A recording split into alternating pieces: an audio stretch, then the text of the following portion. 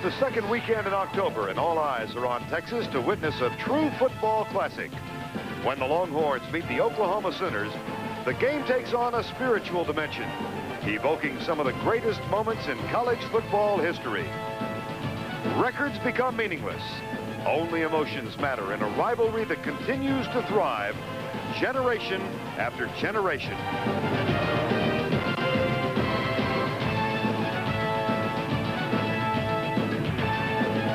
For the Sooners, the trip to Dallas is a pilgrimage, and the Cotton Bowl is home to some of their greatest legends. Barry Switzer returns and would like to showcase stars like Jamel Holloway and an Oklahoma defense that usually ranks among the best in the country.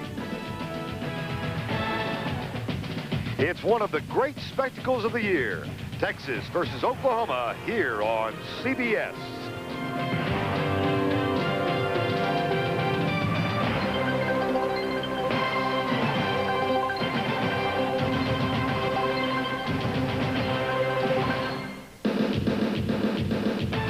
CBS Sports welcomes you to its continuing coverage of college football 1988.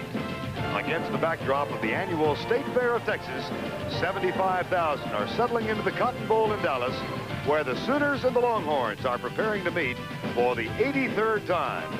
It's one of the bitterest rivalries in all of collegiate sport. It's Texas against Oklahoma, next on CBS.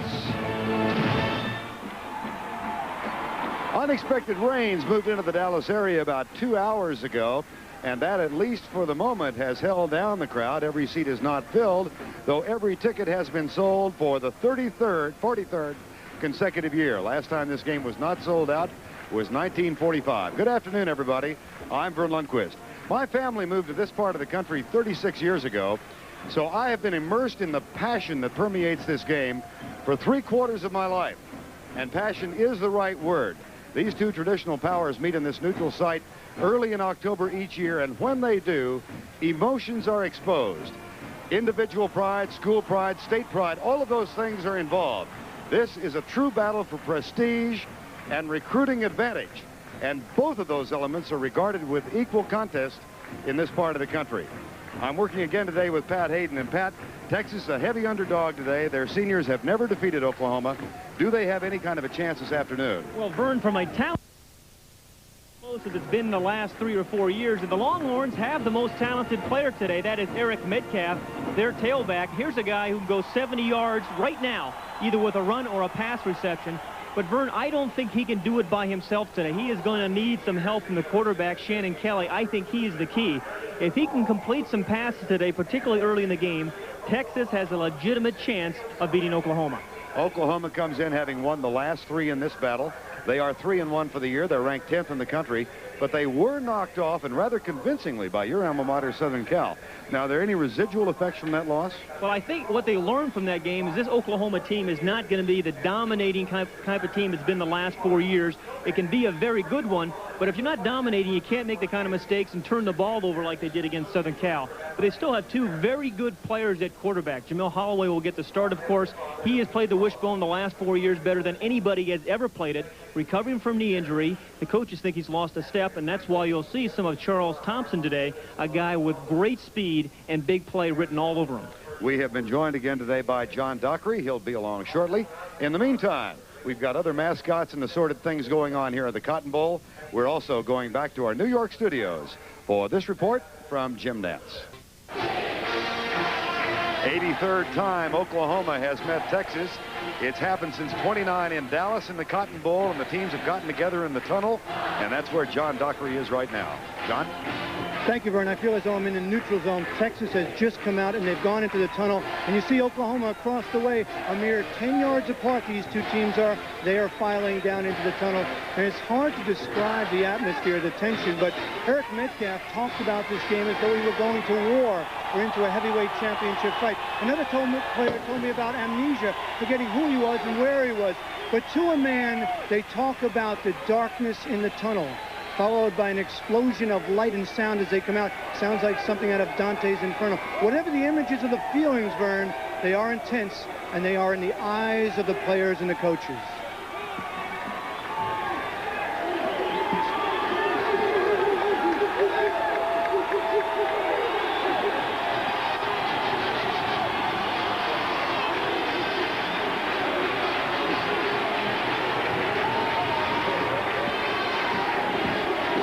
David McWilliams and the Texas Longhorns.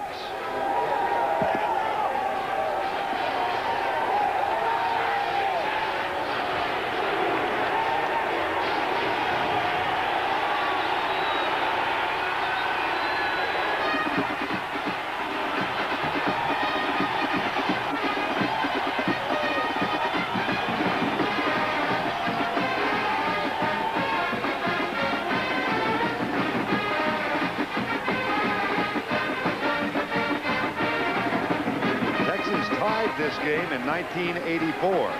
They've lost 3 in a row. This is the 23rd time as an assistant coach or head coach that Barry Switzer has led his team down the tunnel and into the Cotton Bowl.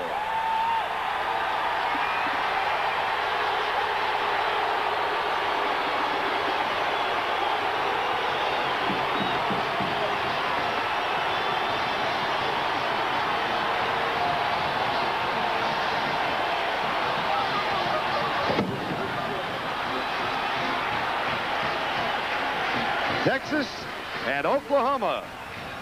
The kickoff is next.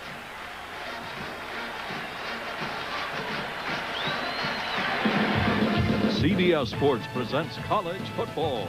Live from the Cotton Bowl in Dallas, Texas, it's the Texas Longhorns versus the Oklahoma Sooners. Today's CFA game is sponsored by Toyota. There's quality. Who could ask for anything more? Today's Howard Johnson. We're changing a lot of minds. And by Coors Light. There's no slowing down with a silver bullet. It's the right beer now.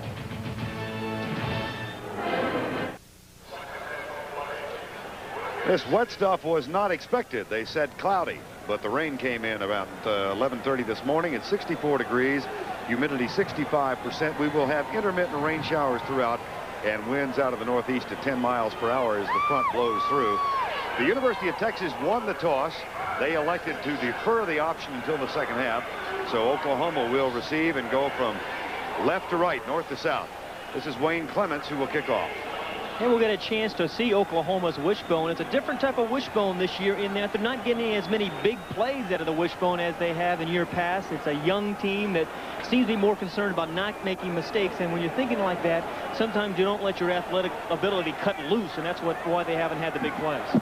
There's a man on the spot, Shannon Kelly, the senior quarterback for the University of Texas. Pat, you think a lot rides on his performance today? He is the key to today's game. If he can complete some passes early in the game, Texas has a chance to win. Clements will kick. Anthony Stafford and Mike Gaddis are the two speedsters who are deep for Oklahoma. OU 3-1, Texas 3-1. Texas blown out by Brigham Young in the season opener. They then defeated New Mexico, University of North Texas, and Rice. Short kick. And a fair catch called at the 15-yard line.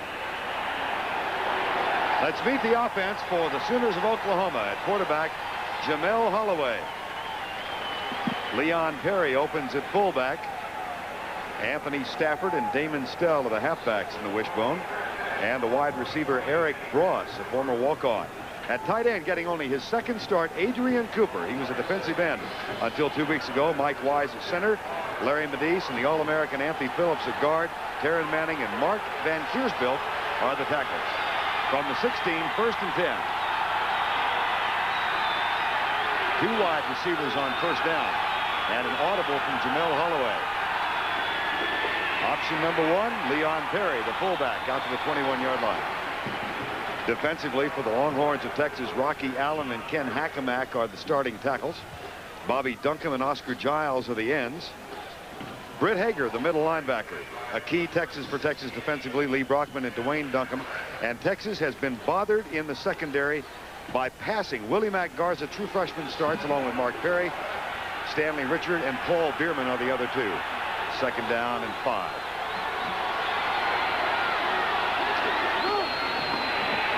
Holloway dragged down and stopped. Dwayne Duncombe, number 48, got him. Third down. One way to stop the wishbone is to make the quarterback make very quick decisions. Dwayne Duncombe got right in the face of Holloway, number 48, and makes him make a very quick decision. He turned his back so he didn't see him as quickly as he would have liked, but made Holloway commit himself and then did a nice job of just hanging on. Dwayne Duncombe, one of two brothers starting defensively for the Texas Longhorns. His brother Bobby, also a starter. And it'll be 3rd and long. Sooners converting third downs at only a 39% rate. We say only, that's down from last year. 3rd and 6. Holloway will not, out of the tackle. But hit and knocked down from behind. Sooners punt. First it was Dwayne Duncombe. This time it's Bobby Duncombe. There's the brother combo. And that's an important defensive series for Texas because they really haven't been tested. No one has tried to run the ball on them. Everybody's thrown the passes against them this year, but that's the first running series that anybody's really tried, and they stuffed them. Todd Thompson on to punt. Tony Jones, Eric Metcalf are deep for the Longhorns. Good punt. That's better than good. That's excellent. Eric Metcalf, nothing doing. And he's within a couple of yards of surpassing Earl Campbell in total all-purpose yards for Texas. 43-yard punt. Here's Shannon Kelly, the quarterback. Running backs are Darren Harris getting Norris his 40th straight start. Eric Metcalf, Tony Jones, and Johnny Walker, the wide receivers. Stephen Clark is the tight end. Alan Champagne, 3-year starter at center, anchors the offensive line, which also has Dwayne Miller, Omar Saleh at guards. Charles Cephas and Stan Thomas are the tackles. First down and 10, Texas from the 39-yard line. Kelly fakes the draw play, lobs it out to Darren Norris. He's got a blocker in front and slips in front of Jorick Battle and is down at the 41 after a short pickup. Defensively for Oklahoma, let's check them out. Tony Woods at the nose tackle spot. Tom Backus and Scott Evans, who had a terrific game a week ago against Iowa State. Wayne Dixon gets his second start at defensive end, and James Good the other end. Frank Blevins and Kurt Casper are the linebackers. Jerry Parks and Scott Garl the corners. Ken McMitchell and Kevin Thompson are the safeties. Second down and 8. And Kelly will pull again. Deep left side, caught, first down. Harry Cash, number 19. His 5th catch of the year and a huge game for Texas. And what Texas did that time was load up 3 wide receivers to the left side. The 2 wide receivers, then Metcalf came in motion. Kerry Cash, number 19, came a little bit deep, and underneath him was Eric Metcalf. He attracted all the attention, and that's why Cash was open. So this is just the kind of start that Texas wanted. A couple of completions. They're spreading them out with 3 wide receivers to a side and then dumping the ball downfield. That's a gain of 19. First down at the 40. No score. Opening moments of the ball game. And the rain has subsided for the moment. Play fake. Screen pass to Metcalf. Has a little bit of a block. Fumble. And Oklahoma has it. That is the first turnover for Texas in the last 3 games. And it was Kevin Thompson who made the recovery. It was a very nice call and set up pretty well. They had thrown the ball downfield. This is a little screen back down here to Metcalf. Goes through some traffic and the ball came loose. It's a wet field and it's going to be a wet ball. And that's what the Sooner defense has done, is create turnovers this year. There is also a flag down on sportsmanlike conduct against Oklahoma. One thing, though, Metcalf was carrying the ball on the inside. Ordinarily, when you're running to the outside, you should have the ball on the outside hand to prevent a fumble like that. Split crew today from the Big 8 in the Southwest Conference. The referee is Sam Mathis. Unsportsmanlike conduct on Oklahoma. First down.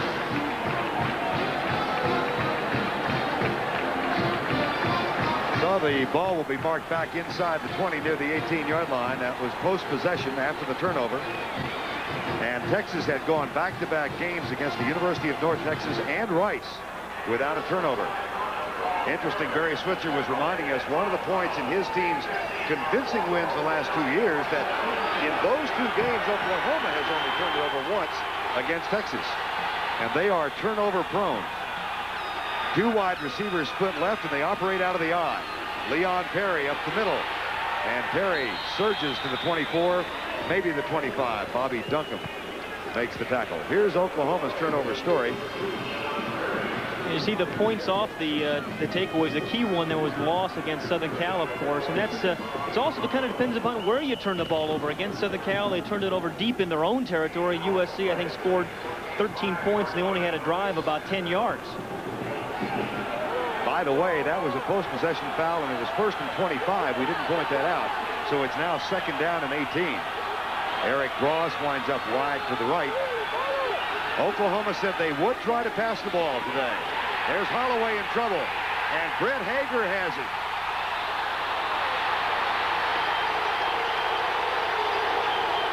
For a long time, Brett Hager had it. Yeah, I'm surprised that's not a penalty against Brett Hager. I mean, he clearly had stopped Holloway's momentum and kept driving him, finally took him down. Watch how long. Hager's right in the middle of the screen. The middle linebacker, number 60, fights off the block of the center, Mike Wise, quite well. That's Duncombe, who's off to a good start. Then Hager's got him right there and drives him back about 15 yards. Officially a loss of 2. It'll be 3rd and 20. And again, 3 wide receivers in for Oklahoma. 3rd and 19 officially. Up the middle. That's hardly testing the defensive secondary, is it? Well, Oklahoma is not a 3rd and 19 type of team. They need to be in 3rd and 2 and 3rd and 3, believe me. So Texas, the #1 rushing defensive team in the country. They have averaged giving up only 37 yards per game, but that's an amusing statistic because they've been so porous in the pass defense. They do hold again, and now Thompson is on to punt, this time to Willie Mack Garza, who's deep, with Eric Metcalf. Nice high punt. And Metcalf with a fair catch. Again, the Longhorns take over outside their own 35. As the man who hopes for a big day makes the fair catch of a 35-yard punt. No score, 9:35 to go, first quarter. Bevo looks on as Shannon Kelly, the quarterback, begins the second possession. Kelly, a senior, his first year as a starter. He's never beaten Oklahoma. Well, that's the one thing I do regret is coming in this game and not have beaten Oklahoma. My freshman year, we tied them, and that's as close as we've come. I don't want to live the rest of my life knowing that we never beat OU. Well, he's got 3 hours to make that decision. 3 wide receiver set for the Longhorns. Metcalf lines up as a deep back in the eye. No tight end. They give to Darren Norris, the fullback, and he gets a couple out near the 40-yard line. Vern, you know, Shannon Kelly is a guy you really have to admire. It has not been easy for him here at Texas. He was highly recruited out of Houston. He dreamed of having a marvelous career as quarterback, but it's taken him 5 years to finally become the starting quarterback. And, you know, it would have been easy to quit or transfer. He didn't do that. He hung in there, and now he gets his moment in the sun. Matter of fact, in Freddie Akers' final year in '86, he transferred Shannon Kelly to a wide receiver spot. Mike Williams moved him back to quarterback when he came in. Here's Kelly. Flag is down. Kelly, nice catch if the play holds up. That's Johnny Walker at the OU 49. But there is a flag.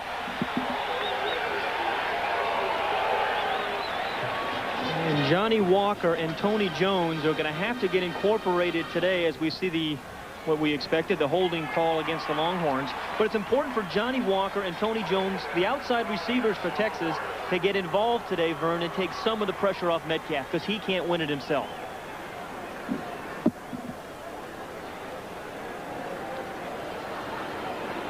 Lead on the offense. Still 2nd down. That will move the ball back to the 30-yard line. 2nd down and 18. David McWilliams was the co-captain of a 1963 Texas team that defeated Oklahoma 28-7 on this field. That was one of the heralded games in this rivalry as OU came into that game #1, Texas #2. Texas won big and went on to win the national title. Their first under Darrell Royal. Draw play. Darren Norris to the 40-yard line. He got 10 back. Ken McMitchell, number 12, makes the tackle. And while this game progresses, let's see what's happening elsewhere. Here's Jim Nance. Well, Vern, that battle of unbeatens in the Big 8, Oklahoma State now has the edge as Barry Sanders, the nation's leading rusher and scorer, has scored now both touchdowns for the Cowboys after this 2-yard dive. Oklahoma State's just recovered a fumble deep in Colorado territory, driving again. Back to Vern. All right, we've got Mark Semmelman in the lineup now. 3rd down and 8. Metcalf in motion. Comes good on the rush. The pass caught short of the 1st down. He's a foot short or a yard short. Metcalf didn't see the 1st down marker or did not have time to react to it. The ball was thrown late, and that happens sometimes when a quarterback rolls out to his left. He can't get, this is Metcalf in motion. He's going to come right here in the flat. The receivers go behind him. But when a quarterback rolls to his left, sometimes he can't get his hips around quick enough to deliver the ball on time. It's a little bit late, although well thrown. And because of the wet field, he couldn't really turn up and pick up the 1st. Eric Metcalf has now become the leader in all-purpose yardage in the history of the University of Texas, surpassing the Heisman Trophy winner who is here today, Earl Campbell. Bobby Liljedahl is the punter this time. Watch out. Glenn Milburn, a freshman. There is also a flag back at the line of scrimmage. Milburn, a 5'9", 170-pounder, made the catch. Tackle made by Tal Elliott. That's a 40-yard punt and a 6-yard return, but let's see what the infraction might be. Well, they're discussing this, Vern. We have seen Oklahoma come out and run some I formation, which is a little bit of a surprise. They wanted to run some I. They want to throw the ball a little bit more today. Holding Oklahoma.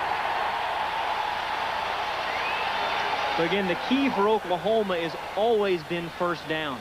How many times over the years have they given the ball to the fullback, get 6 yards, and then when you're in 2nd and 4, you have every available option to you? Matter of fact, they are averaging this year 6.5 yards on 1st down. Well,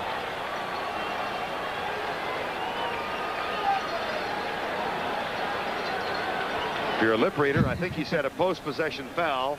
It's against Oklahoma. They do keep the football, and timeout has been called. Rainy afternoon in Dallas, but the rains have subsided for the moment. Vern Lundquist and Pat Hayden, Texas and Oklahoma, here in the 2nd weekend of October, meeting for the 83rd time. No score in this game, 3-3 the Dodgers and the Mets in the 8th inning. After the foul, the Longhorns put on their defense now, contending an Oklahoma team which starts from its own 7-yard line with a 1st and 10. No score in the game. Mike Gaddis comes in as the right halfback, replacing Damon Stell. They expect big things out of him. He's a redshirt freshman. He'll be the next great one at Oklahoma. That's Gaddis. Jamel Holloway wants it quiet. Well, again, I always think that's the worst thing a quarterback can do is step away right there, because you know the next time you come up, the crowd is even going to give you more grief. Sam Maphis, I think, is telling Holloway, go ahead and try and run a play.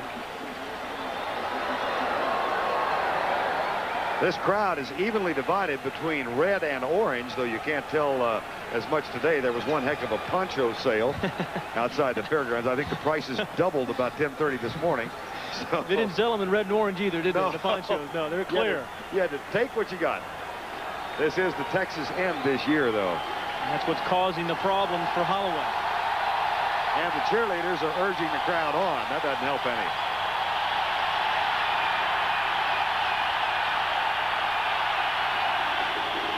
Holloway will throw. Looks deep for Mike Gaddis, and Gaddis is out there.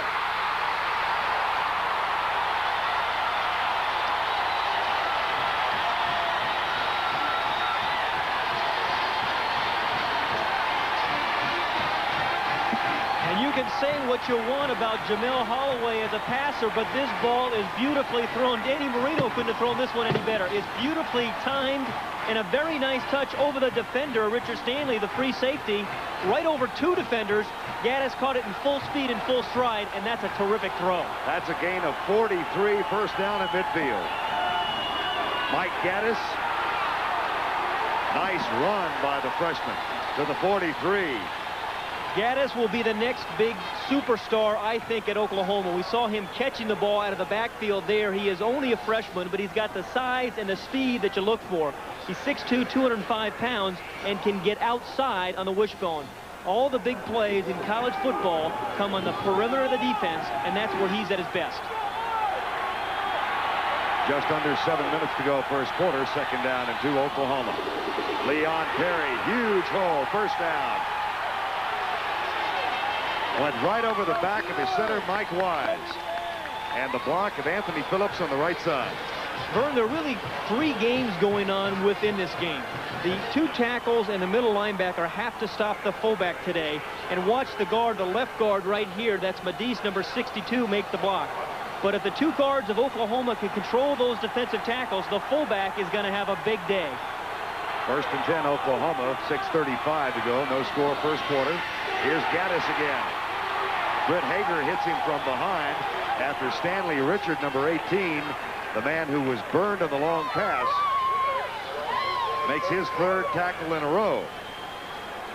Talking about those 3 games within the games, we saw the offensive guards against the tackles. Then the other interesting matchup today is a freshman, Willie Mack Garza, who's got to cover the wide receiver from Oklahoma all over the field today. It's like 20 other people aren't even playing. He's all by himself out there on that island. Steve Llewellyn comes in defensively for Texas, replacing Rocky Allen. And that's the spot they run out, and Leon Perry has another first down. Llewellyn, an all-conference player, was injured in the first game against BYU. But Anthony Phillips was controlling Rocky Allen on that right guard spot. And so Llewellyn has come in now defensively for Texas. You mentioned Anthony Phillips. You know, drive blocking is a lost art in college football, but Anthony Phillips is the best in college football, I think, of that. If he can block Hackenmack right there, number 68, and Rocky Allen the other side, they have a chance of really having some big plays from the fullback. 1st and 10, Oklahoma. Perry gets the ball slipped from Holloway. And it's down to the 21-yard line. Tackle made by Ken Hackenmack, number 68, and Steve Llewellyn. Llewellyn wears number 93. That's Hackenmack right there. And this is Ken Hackenmack's type of game, Llewellyn, number 93. Both those guys, 6'8", 6'9", 280 pounds.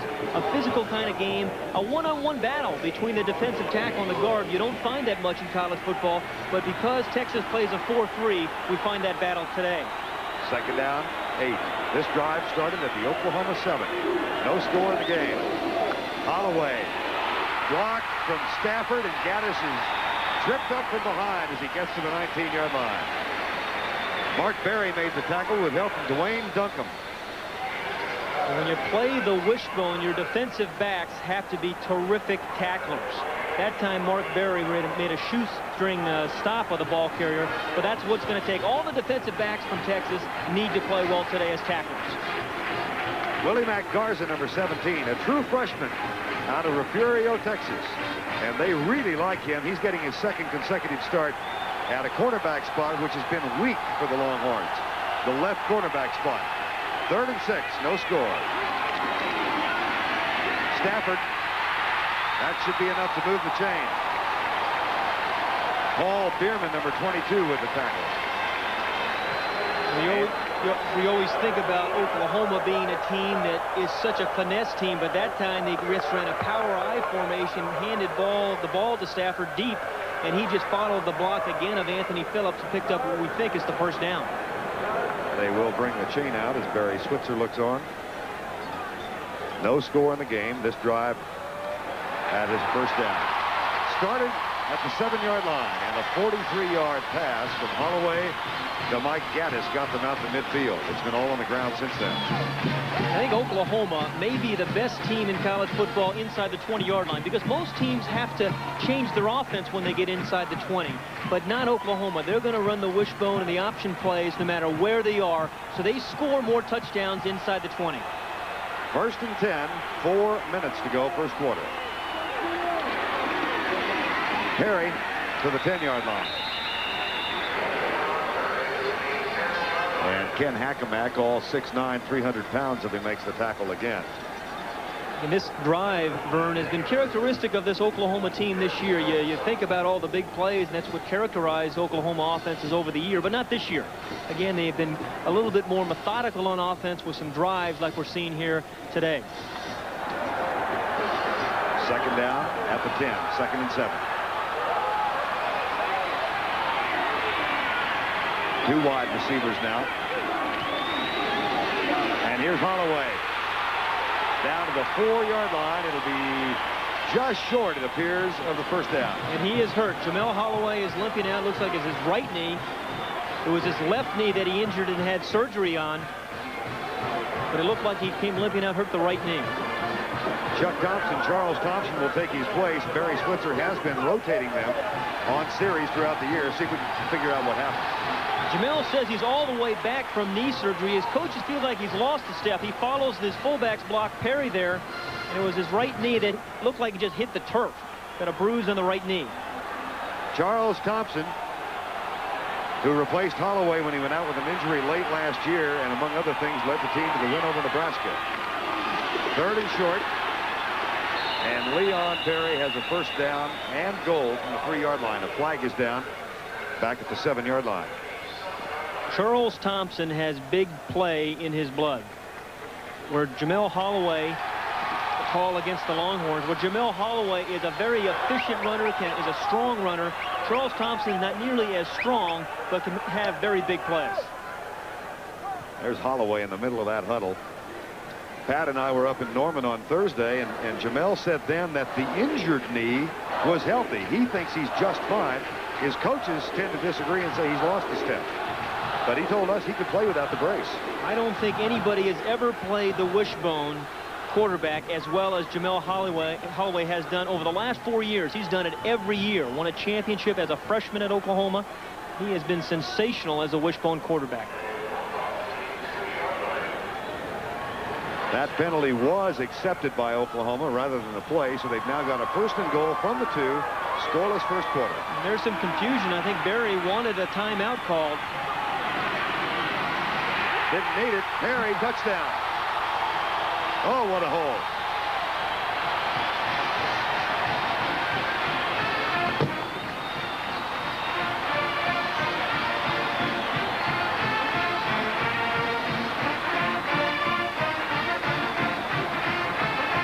That's a 93-yard drive, highlighted by a 43-yard pass play. Jamel Holloway to Mike Gaddis. And from the 50, OU kept it on the ground, as they are inclined to do. And now R.D. Lasher will come in to try the extra point. He's 12 for 12 this year. Younger brother of Tim Lasher, who was a record-setting place kicker for Oklahoma. And a whistle started to sound. Another split crew today. Sometimes I think when you have split crews, you don't get the kind of coordination you do when you have the crew all from one conference. This game traditionally has always had a split crew. Half of them are from the Big 8, the others from the Southwest Conference. Well, whatever the problem, it's been ironed out. And Lasher will now try to get out of Thompson's hold. That's an 11-play drive by the Sooners, who appeared backed up inside the 10. High snap, blocked. And there's a new rule in college football this year in which you can return a block for 2 points. They aren't able to do it, but Lee Brockman made the block, and Mark Steed made the recovery. There's Brockman. Take a look at the block, number 63, Brockman. He is 6'2", but gets up, gets some pretty good penetration inside. And again, when the kick is blocked behind the line of scrimmage, you can pick it up and run for 2. But this is the 6th that counted right here. The blocks by the center, Mike Wise, and Anthony Phillips opened up a huge hole for Leon Perry.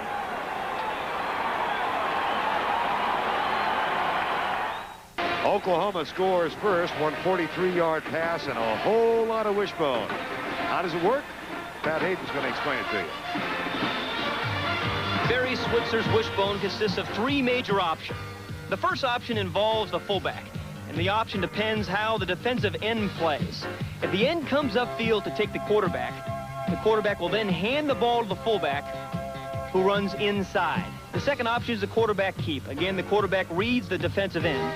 If he comes across playing the quarterback, he'll be picked up by the fullback, allowing the quarterback to take the play up inside and pick it up maybe 5-6 yards. But what you really want the wishbone to do is get to the third option. That's the pitch to the halfback. Again, the read is the defensive end. If he penetrates playing the quarterback keep option, the trailing back gets the pitch with the lead halfback providing a key block. And this is where the big plays in the wishbone come, on the perimeter of the defense. Barry Switzer is the man who talked Chuck Fairbanks into using the wishbone, having watched the University of Texas run it for 2 years. And in a game here in 1970, Chuck Fairbanks' Oklahoma team with Jack Mildren at quarterback came out in a wishbone, surprised everybody. They wound up losing that game 41-9. But within a year, they had become the leading rushing team in the history of college football, averaging in 71 472 yards with that thing. That's normally good enough to win. That'll do it. That's going to win you most ball games. Thompson kicks. Short. Real short. Chris Samuels grabs it. It's out to the 29. Let's watch the wishbone, and let's watch the All-American guard, Anthony Phillips. Watch the block by Anthony Phillips as he crushes the man right down on the inside. He's a guy that can really play on Saturdays. Loves Saturday afternoons because he's going to get blocks like that. That one was on Steve Llewellyn, and that opened up a terrific hole for Leon Perry. Anthony Phillips' brother John, an all-conference performer last year with the Oklahoma team. He is the leader of that offensive line. Now Shannon Kelly, who's 4 for 4 throwing the ball, has Texas in the eye. And Kelly rolls out, pulls up, and lets it go. Darren Norris bounces off one tackle and gets 2 additional yards. Right now, let's go down to John Dockery. Vern, you might be wondering about Jamel Holloway. Well, he's right here on the sidelines. You see him walking along. What they've done, it's good news for the Oklahoma Sooners.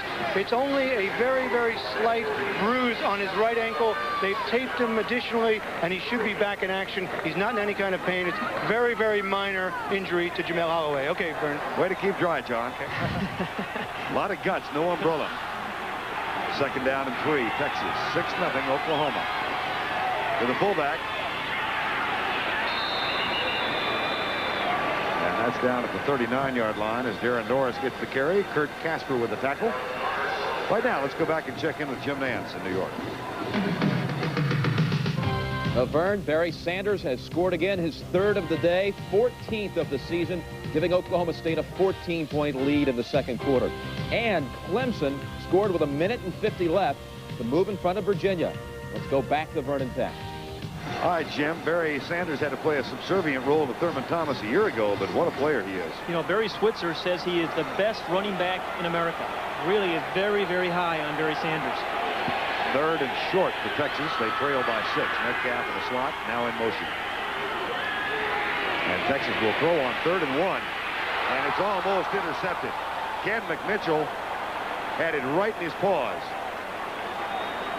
And that's the first incompletion for Kelly, who was trying to get the ball to Walker, but inside number 19, as 3 wide receivers are on that side, he had Cash open over the middle. See 19 over the middle?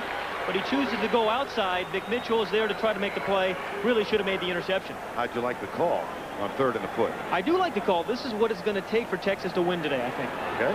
Bobby Liljedahl, his 2nd punt. He is replacing Alex Waits today. Waits got off a 5-yarder against Rice last week, and so they've called on Liljedahl, and he responds with a good one. Glenn Milburn inside the 15. Flag is down. It's going to be clipping against Oklahoma, I think. As Bobby Rhodes, number 67, made the tackle. A 48-yard punt and 4 on the return. Well, 3 times Oklahoma has had a penalty down here with made them backed up down inside their 10-yard line. Of course, they were able to go the long way last time, but your chances are about 1 in 25 of driving the distance from this area of the field and scoring. We have clipping on the return team during the kick. 1st down. And again, they're inside the 10. They started the last drive from the 7. Barry Switzer, Crossett, Arkansas. 11 years, he said, he faced Texas as a player or coach at Arkansas. Now 23 years at Oklahoma. He's seen a lot of orange in his life. And he turned 51 last Wednesday. I don't think Switzer and his staff really get enough credit for coaching. Everybody thinks they just get great athletes and let them run, but they do a very good job of coaching those athletes. Charles Thompson is the quarterback. Rodney Anderson now the new fullback. And Anderson gets the handoff in a big hole. Boy, he was within 1 ankle tackle of gaining a ton, and Anthony Phillips cleared the way. Again, Phillips is having a great ball game at right tackle. He's number 68 right there in the left part of the screen. Anytime he can control his man like that, there's going to be a huge hole there because they don't block the defensive end. That's the man they option up. So if Phillips keeps blocking like that, you can believe they're going to keep giving the ball to the fullback. Anthony Phillips, born in Dallas, raised in Tennessee before he moved to Oklahoma, said he really grew up as an Oklahoma State fan. And then his senior year decided to go to Oklahoma. That was a near fumble. Rodney Anderson had fumble problems at the end of last year when he replaced. Came in and had 8 fumbles, I think, in the last 3 games. Quarter's about over. And it's been a good one.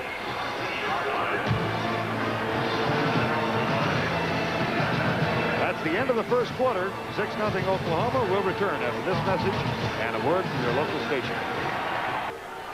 State Fair of Texas underway. The fairgrounds filled with 150,000 to 175,000 who are not in the Cotton Bowl. Thus far in the first quarter, Jamel Holloway out with an ankle injury, might be back. Shannon Kelly hit 5 of 6 for 42 yards for Texas.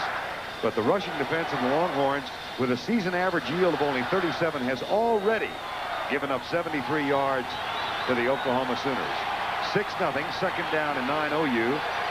And a power eye set this time. They give it off to the tailback.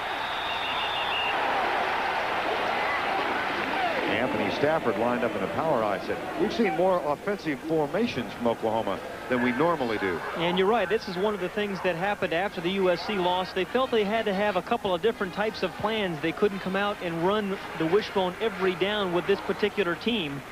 But they had the one big pass play you see there, Oklahoma, for 43 yards. So they have mixed it up. We've seen some 3 wide receivers. We've seen some I formation. 3rd and 9, 1 pass completed, that by Holloway to Mike Gaddis. Now to the wishbone, the wide receivers to the left side.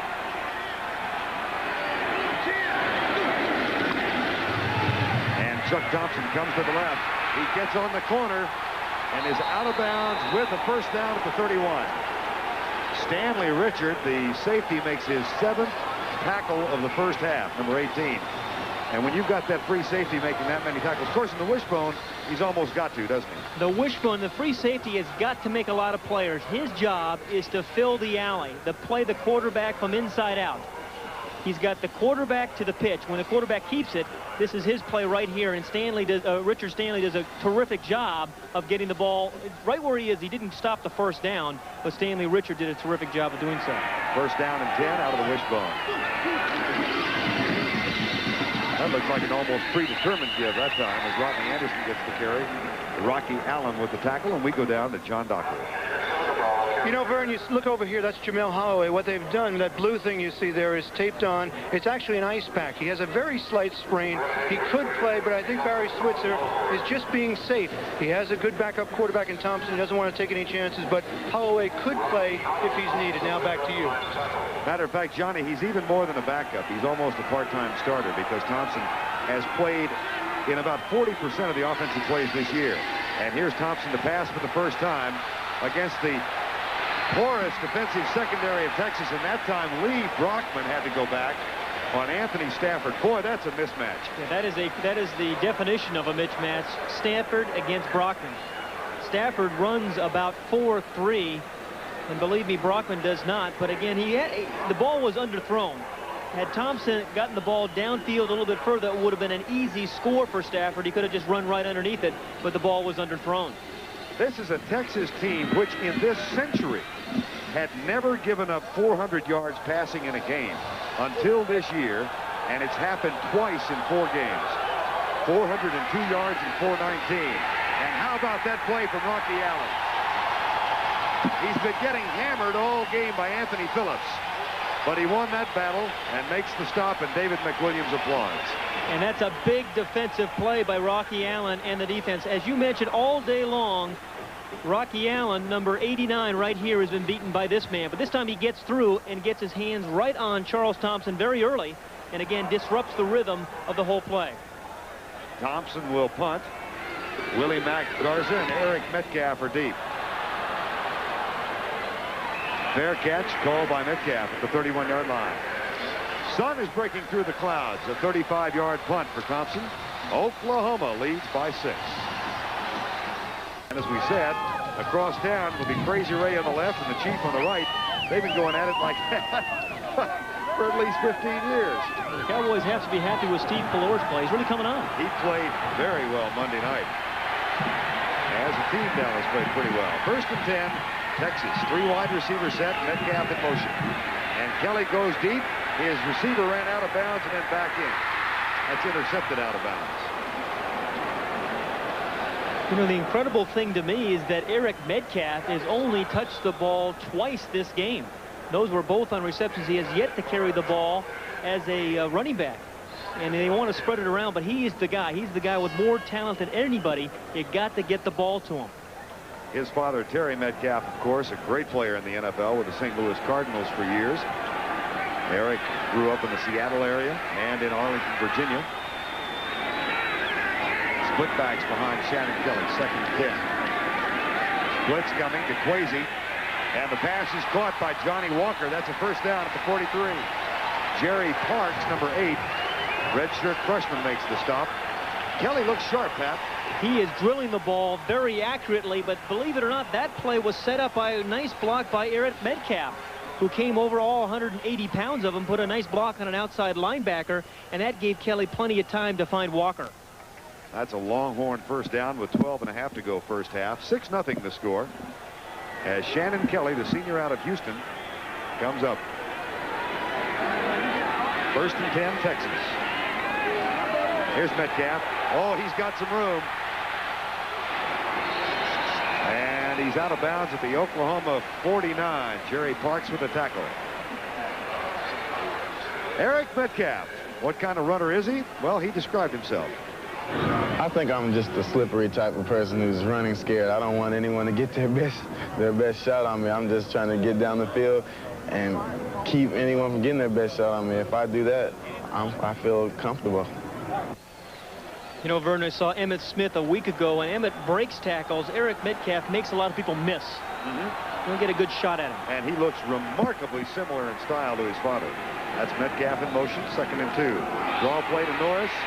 Cannot get loose and loses yardage as the referee goes down in the middle of it all.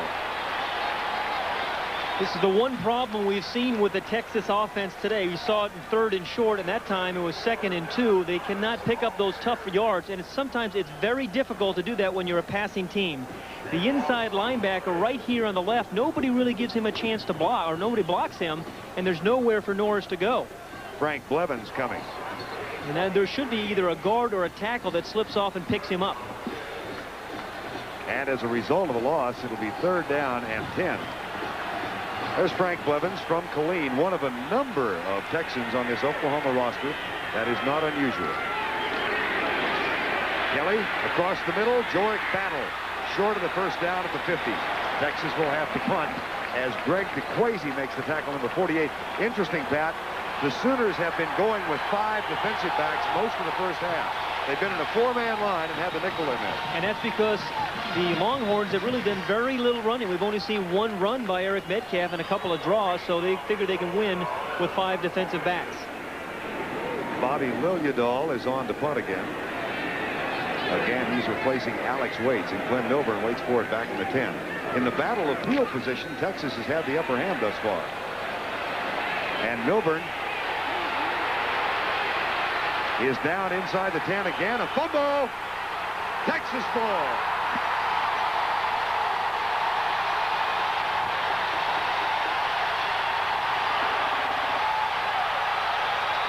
James Lee got it. And that is the 11th fumble lost by Oklahoma this year. And when Milburn watches it tomorrow, his coaches are going to tell him anytime it comes inside the 10-yard line, do not try to field it and run it out. You know, I thought it looked like he was actually down to me, although the official called it a fumble and Lee made the recovery. Jerry Seod is the man who made the hit, number 38. And that's what Barry is thinking. He said the same thing that I think I saw, that he thought he was down. He thought Milburn was down.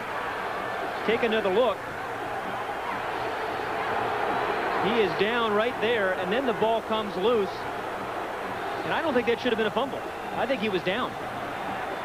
And it goes without saying, there is no recourse to instant replay in college football. Here's the official.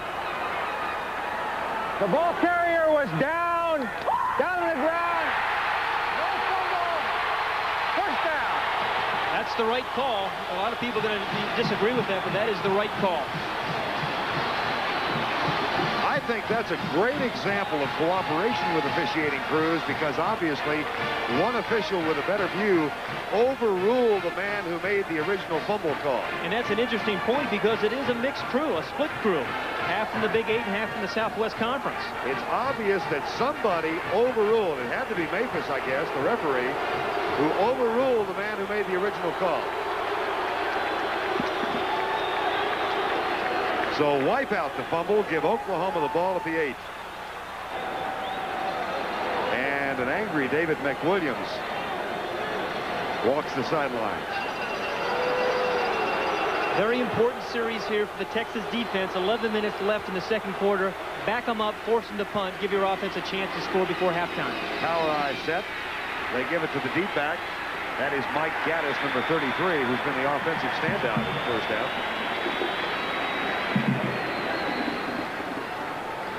We talked about the 3 options the Wishbone has had. Is the fullback run 9 times. That's what they've given most of it. If you don't stop the fullback, you're going to keep using it. That's where most of the yards have come from. The big plays come on the 3rd option, where the halfback gets the pitch. 2nd down and 4. Charles Thompson on in relief of an injured Jamel Holloway. Thompson pitch. Oh, what a dandy display. No flags are down. Anthony Stafford will not be caught. 86 yards.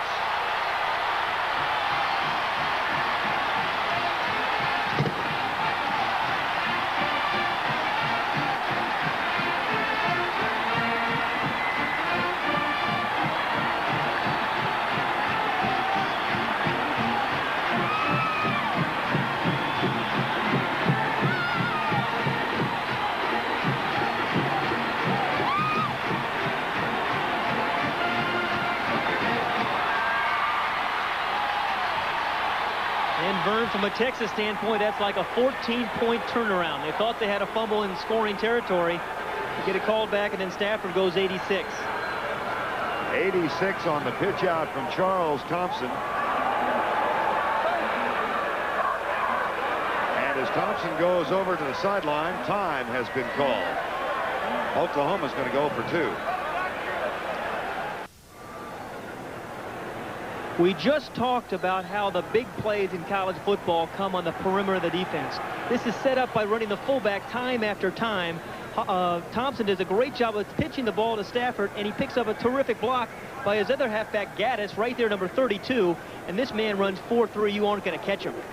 Great coordination. You run the fullback, then you fake the fullback, and you pitch it out to a guy who runs 4-3. That is the 25th time this season that Texas has given up a play in excess of 20 yards. But it's only the 2nd time all season that they've given up a run longer than 20 yards. And that was for 86, and now Oklahoma will go for 2. They had the extra point blocked after their first touchdown. It's 12-0 right now.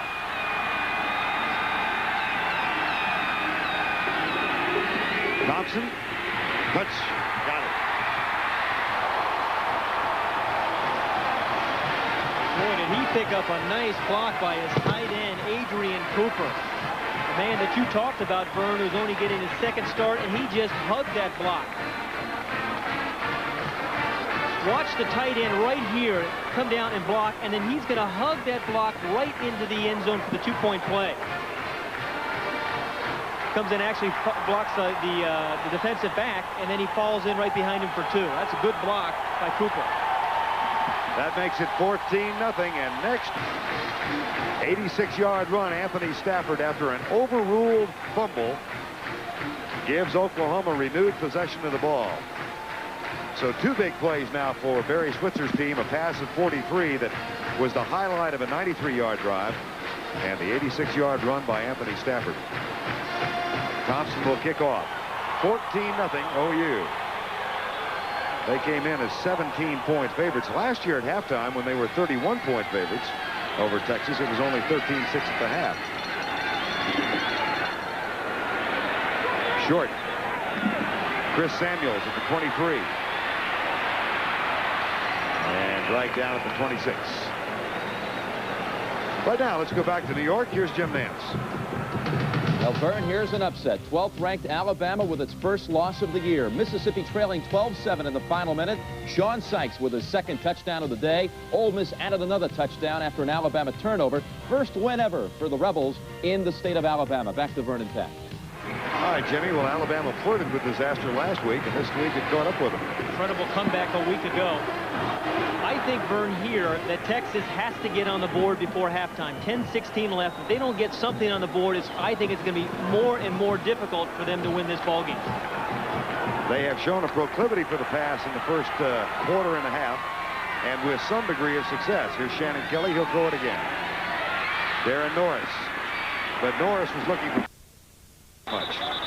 He got about 4 yards completely on his own. He was trying to pick up the block of Jorick Battle, number 40, his wide receiver. Didn't do a very good job, but Norris still got 4 yards on his own. That's the third catch for Darren Norris. Again, Eric Metcalf has carried the ball just once, and that for 8 yards. He has caught a couple of passes. You have to give your best player a chance to make big plays. Second down and 7. Johnny Walker comes wide to the right side. So does Kerry Cash, number 19, as they go with a flex in now. No tight end. Metcalf in motion, and Kelly back to throw. Chased by James Good. He'll run it. And that's short of the first down, out of bounds after 32. Kurt Casper, number 46, made the tackle. Casper and Kelly played against each other in high school.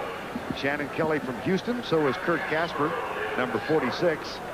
Casper a little bit embarrassed because earlier this week he was widely quoted as saying he hated Texas, thought they weren't as good as Kansas and Kansas State, I think was the quote that we read, and then he said, I never said that. Somehow linebackers at Oklahoma seem to get themselves in some trouble when they talk, don't they? Remember old Brian Bosworth? I remember him.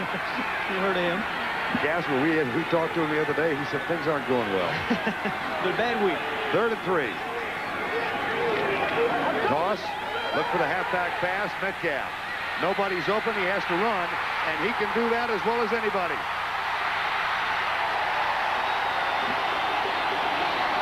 He is fun to watch. This play was supposed to be a throwback back to Shannon Kelly, the quarterback, down the left side, but there was nobody open. And the offensive line did a real nice job of holding their blocks. Watch how long the blocks of the offensive line are held. Now, Metcalf is going to try to throw back to Kelly, who's down the left sideline. Nothing there. You see Casper, number 46, just running away from Metcalf, and he is so smooth. He can really glide. And talk about running like his father. That's a perfect example of it right there. Jerry Parks made the tackle, a 29-yard gain. First down at the 39. Play fake and Kelly back. Settles short. Metcalf hammered at the 36-yard line. Hammered by Frank Blevins, number 35. Mets lead the Dodgers 5-4 in the 8th.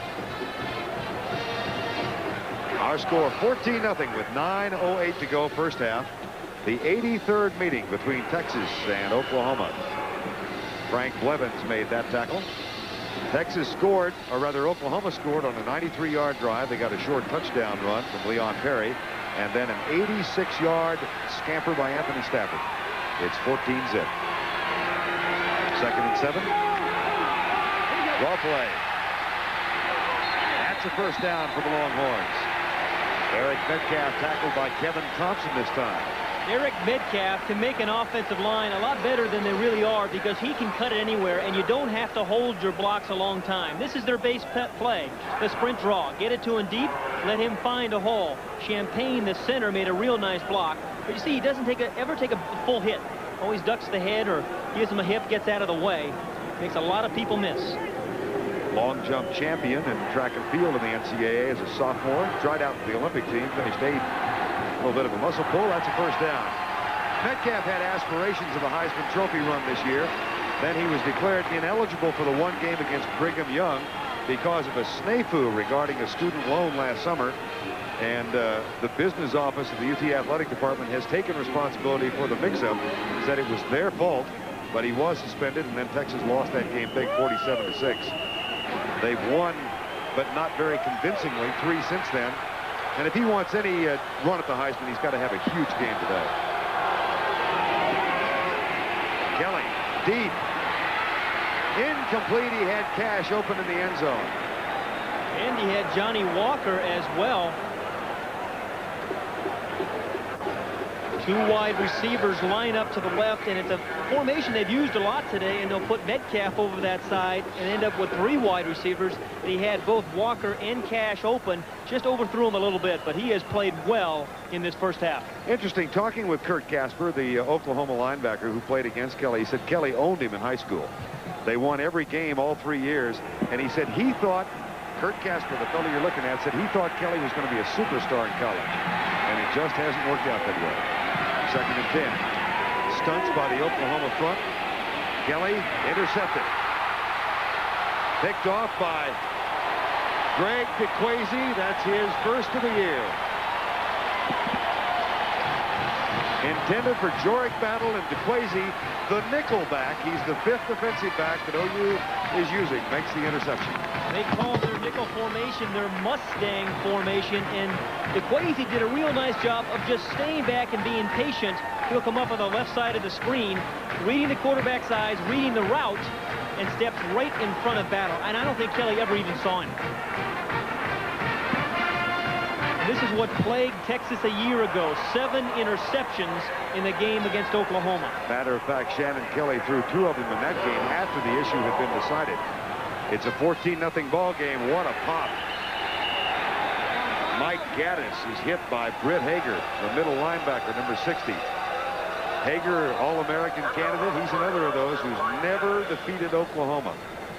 And he's a guy that has to take some responsibility right now and say, hey, I'm the middle linebacker. There's very few pure middle linebackers in college football, and the fullback is not going to gain any more yards. And he wears that number 60. That's a hallowed number at Texas. First made famous by Tommy Nobis 25 years ago. They don't give that number out lightly. Here's Thompson. Oh, boy. Like eating Jell-O with chopsticks, you know? He is so quick off the cut. Wait a minute. Like doing what? I thought I'd get that, but like eating Jell-O with chopsticks. The guy is so quick off the cut, he just explodes off the cut. Did you learn how to do that at Oxford? Boy, you've never done that here in Texas, Dallas, have you? No. Big in Oxford. We eat barbecue with our hands down in Texas. 3rd down and 7. 7 minutes to go in the first half. 14-0.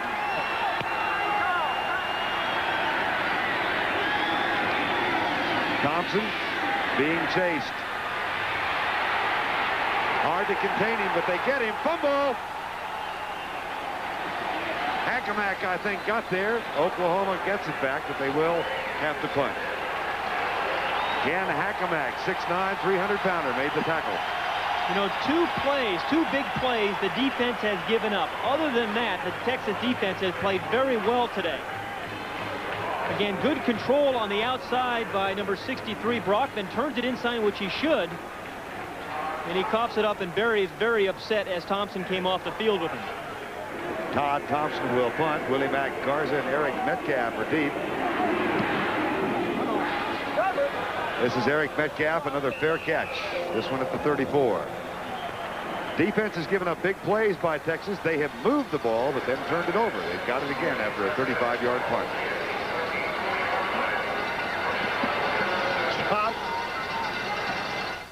Think they can hang on?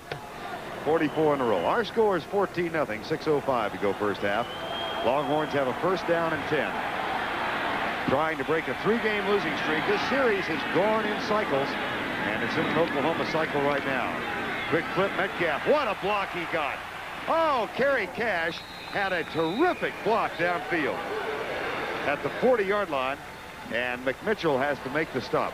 You like to see unselfish players. Kerry Cash from the right side of the screen, number 19, sets up this screen beautifully and allows Metcalf. They want to dump it. Let him use his athletic ability. There is the block right there in the middle of the screen.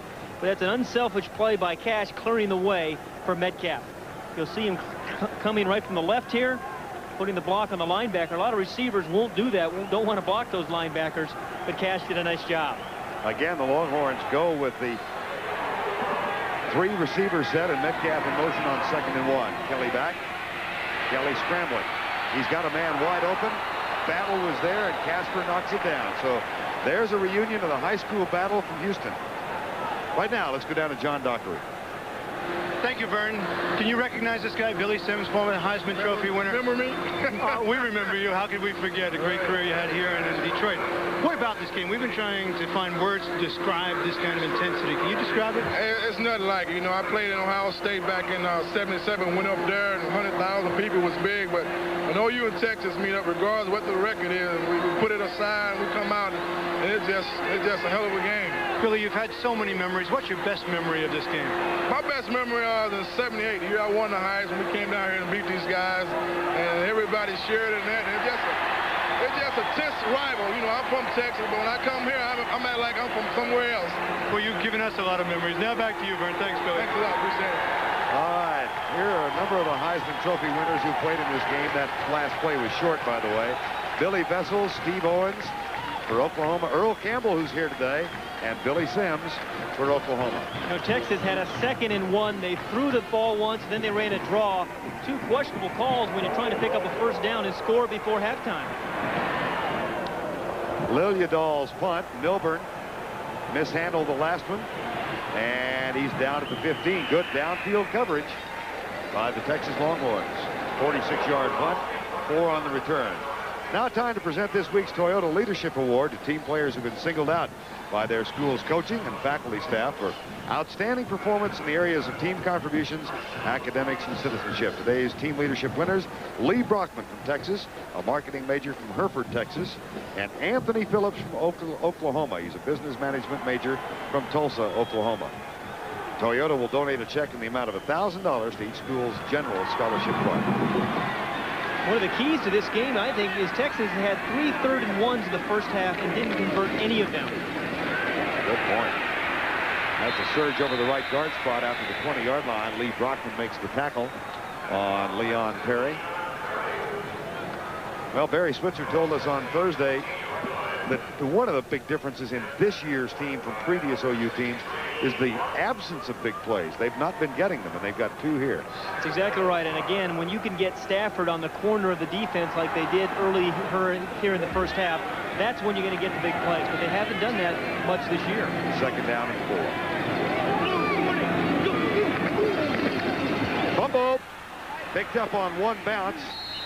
Mike Gaddis gets it, but loses yardage back to they will put the thing on the ground. Looked like Charles Thompson got the ball caught in the fullback's gut, and when he tried to take it out, the ball fell on the ground. That'll be a loss back here. The big plays of 20 yards or more. Texas has had only 10 on offense. Coming into today, they had allowed 23. It's now to 25. Oklahoma now has 19, and they've only given up 11. 12, I guess, counting Metcalf's long run. But Barry Switzer designs his offense around a big play concept, and they just haven't had it this year. A lot of that due to the inexperience of the offensive line. Thompson going deep. Oh, boy. Willie Mack Garza, the young man from Refugio, Texas. He is an amazing youngster. Finished 2nd in a poetry reading contest his senior year in high school. He also was all-district in the band, and he scored 46 touchdowns as a senior rushing the ball a year ago. You know, some guys just carry themselves in a very special way. He does that. He's only 18 years old. Great presence for Garza. That saved a touchdown. Thompson on. Only guys you know who played in the Texas-Oklahoma game and finished 2nd in the poetry reading contest. None. Willie Mack Garza makes the tackle. I asked him where he was a year ago today. He said, oh, we had a big game. The Woodsboro Eagles against the Refugio Bobcats, and we won before a crowd of 5,000. Coming up tomorrow on the NFL Today, Washington will be at Dallas. That's at 12:30 Eastern Time with the NFL Today. Others of you will see Chicago at Detroit, and still others will watch the Rams in Atlanta. Tampa Bay visits Minnesota tomorrow, and some of you will see New Orleans at San Diego. That gets a 4 o'clock Eastern start, and it all starts with the NFL Today at 12:30 Eastern Daylight Time. 3:13 to go before halftime. Kelly, man open. Tony Jones, who's got scat back speed. He is the leading receiver, and a flag is down. Shannon Kelly is saying that it's roughing the passer. Texas has all 3 of their timeouts remaining. No, they call it holding. He was looking for the roughing call. Texas has all 3 of its timeouts remaining, but that penalty is really going to put them in a hole. It would have been a 21-yard gain. Now they're going to end up with 1st and 25. Oh, you're so right about those 3rd and short plays, and then to have something like this happen. They've moved the ball in between the 30s. We have holding on the offense. Still 1st down. And that's what happens. You talk about moving the ball in the 30s. It happens when you have a passing team. When you get down, you need the 3rd and 1, or you need to pump it in to the end zone. You can't do it. The left guard here is the one who was caught holding 53, Dwayne Miller. And Kelly did get hit very hard after the game, and he really thought it was roughing the passer. And I think he has legitimate claim. The ball was away. 1st down and 20 instead. Texas trailing by 14. Kelly gets a good block. Jorick battle incomplete at the 42-yard line. Ken McMitchell was defending for OU. Indiana leading Ohio State early in the 1st quarter. Still plenty of time with 2:47 and with 3 timeouts remaining. It's the distance that hurts Texas right now, 2nd and 20. But I think it's very important for them to get something on the board before halftime, even if it's just the 3. To feel they've done something in the 1st half and then come out with a new attitude in the 2nd. Coming up at halftime, we'll have Miami coach Jimmy Johnson in the studio. He can explain how to beat Oklahoma. Boy, he has done it 3 times. We'll join Jim Nance at halftime. 2nd and 20. 4-man rush. Kelly in trouble. Now, let's see what he decides to do. He lets it go, and it is caught. Kerry Cash again. Kerry's brother Keith, twin brother Keith, and a flag is down. Was he across the line of scrimmage? I think that's what the official is saying now. That's a very difficult throw for a quarterback to make, but he was across the line of scrimmage. He rolled out to his left and then threw the ball over the middle. That's tough.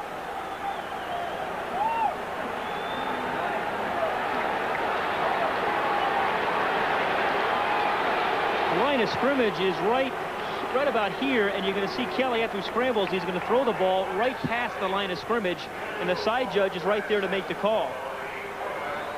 Again, this is a difficult throw as he gets himself out of trouble and then drills the ball, gets enough steam on the ball inside. That's a tough throw. That is also loss of down for Texas.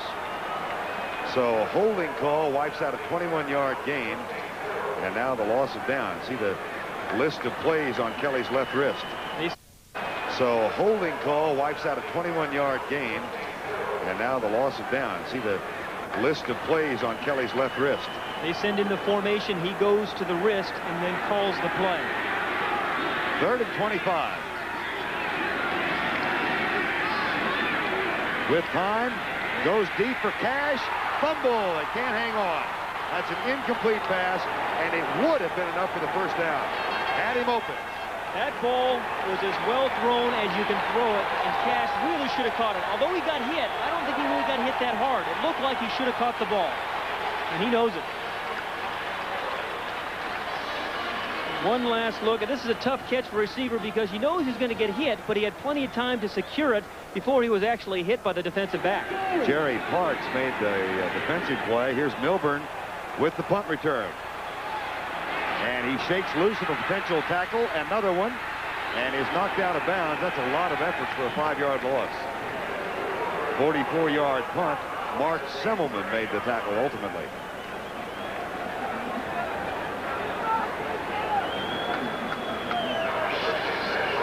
Full house on what is becoming a sunny day in October here in Dallas. Well, Barry Switzer likes to recruit south of the Red River. That's why this is such a big game. Television exposure and played in Dallas. Oklahoma has 38 players from Oklahoma, 37 from Texas, and 20 from other states. And you can see that UT has only 1 player from Oklahoma. He's on the field right now. They're almost totally homegrown. Paul Bierman, the safety, number 22 for Texas, is from Norman, ironically enough. 100 pounds coming at you.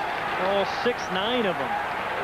He is a very strong run support guy. This really should be his kind of game, one-on-one physical game. And really what success Oklahoma has had is when they've gone away from Hackamack and worked at Rocky Allen. Hackamack Rocky Allen, and at times Steve Llewellyn, who has been in and out of the lineup. That's Oscar Giles, number 95. Hackenmack just towers over his teammates, though. Llewellyn and Allen is in there right now. So second down, 11. 1:17 to go first half. Quarterback draw, and Hackenmack read it. Ken Hackenmack wasn't fooled. Hackenmack just stayed right at home. His responsibility is, he's right here, is to play through the guard and take any inside plays, any fullback plays, any quarterback plays. He runs right over the guard, reads the play, and he and Hager put the stop on Charles Thompson. David McWilliams was matched up against a former Oklahoma All-American and Cowboy star, Ralph Neely. He was laughing about it yesterday with us when David played in this game. He checked in at a solid 187 pounds. Said Neely didn't know him at all. 3rd and 12. Roll out. Thompson. Short of the first down. Baseball. Final. The Mets beat the Dodgers 8-4 in Game 3. Well, that hurts. I'm a Dodger fan. Coming from Los Angeles, I would expect no less. That was a terrific tackle there by Lee Brockman. You think you got it tough? Field. I'm a Ranger fan. Time has been called. We'll be back in a moment. 14-0 with 19 seconds to go in the half. Big Bertha and the Texas band standing on the sidelines. They'll appear for sure here today. They're first. If I were Texas here, I would be thinking about a block punt.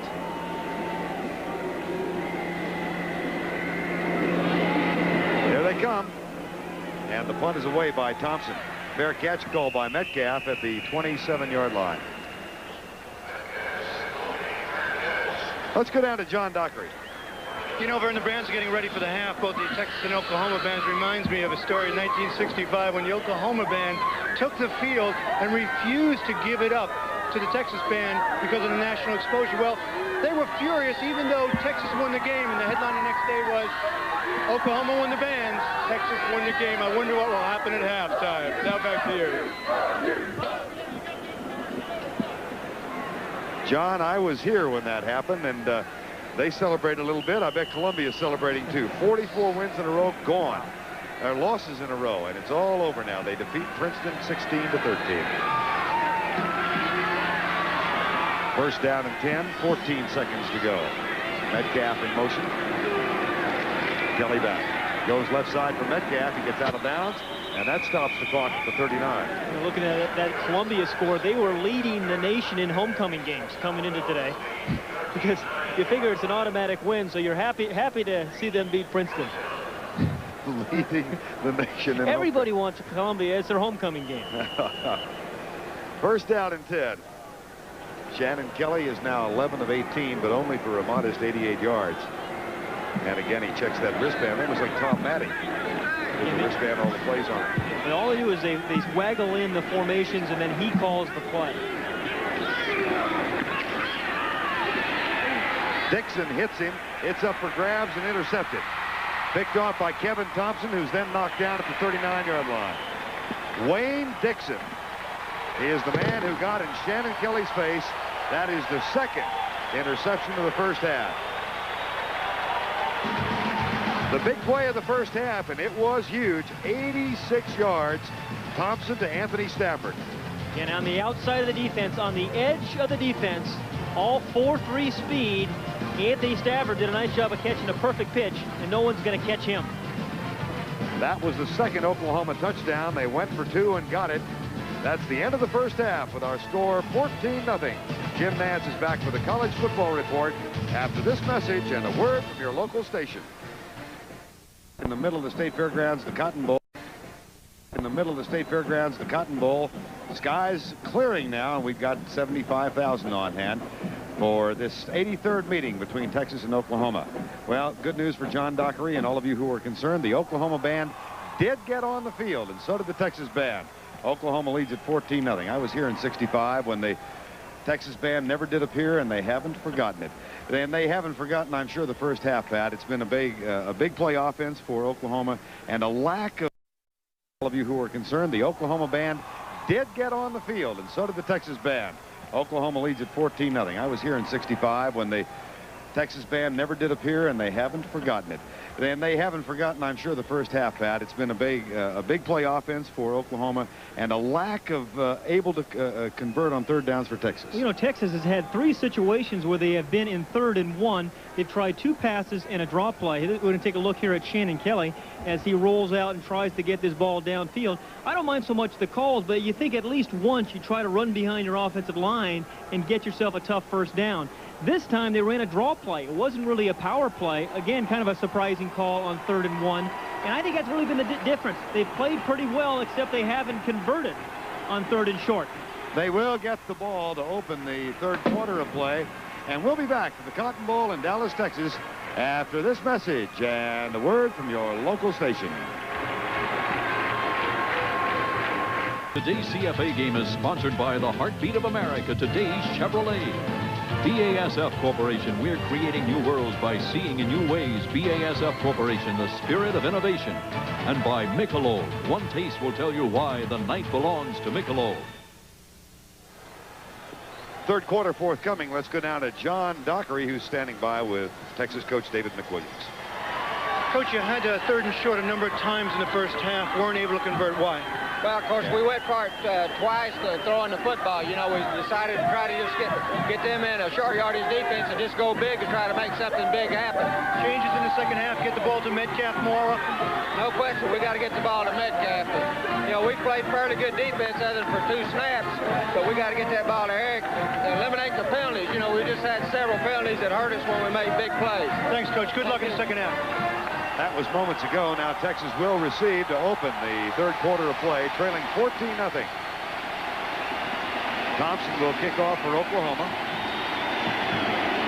And the beat men are Tony Jones and Eric Metcalf. It's short. Taken by Chris Samuels, and he's up to the 33-yard line before he is down. Well, there are tons of stories out here in the Cotton Bowl today, but an interesting one belongs to John Fuqua, number 42. He's a walk-on senior. A year ago, John was the starting quarterback at Texas Lutheran College, a Division II NAIA school in Seguin, which just so happens to be my alma mater. The school gave up football. John called David McWilliams, said, could I walk on for my senior season? He walked on, and 3 weeks ago, he was named the Special Teams Player of the Week for Texas. He said yesterday he's never even been in the Cotton Bowl, much less seen a Texas-Oklahoma game. Play fake, Kelly back. Goes left. Norris at the 35. Let's check what happened at halftime. Statistically, the big plays by the Oklahoma offense, one run of 86 yards, a pass of 43. Rushing yardage 175 to 54, and the turnovers. Yeah, and you heard David McWilliams, I think, say it pretty well. The defense really played very well, other than those very 2 big plays in the first half. That turnover stat is a surprise. 2nd down and 4. Texas had gone 2 full games without a turnover. First time in 40 years they'd accomplished that. Metcalf on the pitch gets a good block in the perimeter and is up near the 40. That should be close for the first down as Ken McMitchell makes the tackle.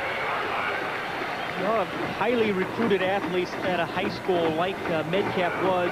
They're so much better than their teammates, but when they get to college, they find that everybody's pretty good and they don't really stand apart. But Metcalf, I think, a characteristic of him, he is the best player on the field even in college, just as he was in high school.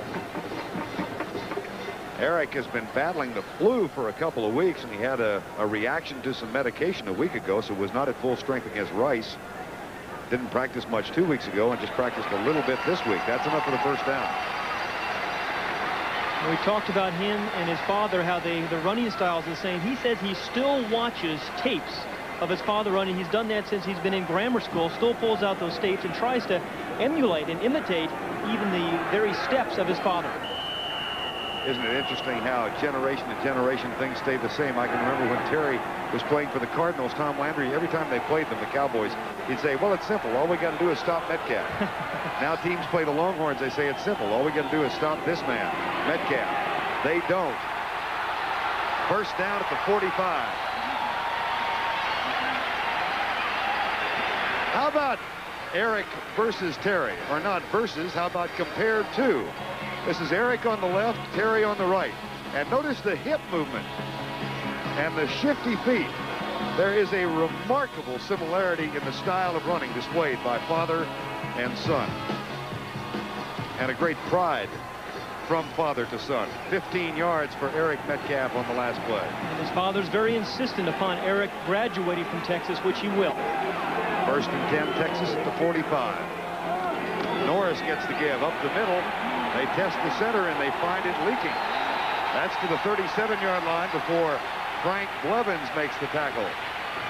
Sequencing of plays is the key on offense. In the second half, Texas has come out in this first drive. On the first play, they dumped a little flat pass out to Norris. Then they gave the ball to Metcalf as he picked up a few yards. And then they pounded one time there with Darren Norris up the middle. And a good block by the right guard, Saleh, number 65, as he really gets a hold of Curtis Williams, number 93, and clears the way for Norris. But that's the most physical play of the day. 2nd down and 2. Norris. That's a first down for Texas to the 34-yard line. And that's what they didn't do on those 3rd and shorts in the first half. Give it to Norris. Now a flag is down on the left side of the field. Chad McMillan, number 77, might have been involved in the altercation. He and a couple of us Sooners were going after one another. McMillan playing for Charles Cephas against Oklahoma. I said something at the open of the show that we might go back to. I mean, the emotions in this game are very real. There's a feeling on the part of the Texas players who stay in Texas of real animosity against their fellow state members who go north and play for Oklahoma. There's a feeling from the Oklahoma side of the football that the Texas people exude arrogance. And those are real, honest feelings. And they sometimes erupt in a game like this.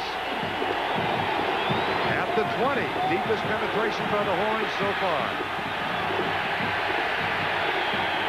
No tight end again. 3 wide receivers. Kelly, draw play. Metcalf with a little hurdle move, and he's down at the 16. Tackle is made by Greg DeQuazy as Oklahoma continues in that nickel defense. Let's check in with John Dockery. You know, Vern, you and Pat were talking about Eric Metcalf. I talked to his father, Terry, last night, who's in Arlington, Virginia, watching the game on TV at a friend's house, and he compared he and his son. He said, Eric's quicker. He was 4'4", I was 4'6". Eric's a better punt returner. I was a better kickoff returner. I was better out of the backfield, but Eric will be equally as good. To his son, he said, go with the flow, let it happen, and you'll be a great one. Now back to you. Thank you, Johnny. 2nd down, 7. 14-0 ball game. Kelly, Tony Jones at the 11-yard line, short of the first down, and another of those 3rd and shorts coming up for Texas now. Jerry Parks makes the tackle, number 8. This is the real test as we watch Jerry Parks make the hit and really squared up on Tony Jones. Was not going to let him escape from the tackle. But this is the real test for a throwing team. Can you get the 1 yard when you really need it? Can you punch it in when you get inside the 15-yard line? David McWilliams, I beg your pardon, might want to get Campbell out of the stands. Earl is here. 3rd and 1, Texas. At the 11, they trail by 14. Opening drive, 3rd quarter. Norris gets the handoff. And I don't think he got it. It'll be 4th down. Curtis Williams again, the nose tackle, number 93. The nose tackle, Curtis Williams, on the 4th, 3rd and 1, fights right through Champagne. He believes they're going to try to go to Norris this time, fights off Champagne's block, and is there, puts the stop on him, gets some help from Evans. And on 4th down, I think Texas has to go for it. No sense in kicking a field goal when you're down by 14. They will. Jorick Battle brings the play in for David McWilliams.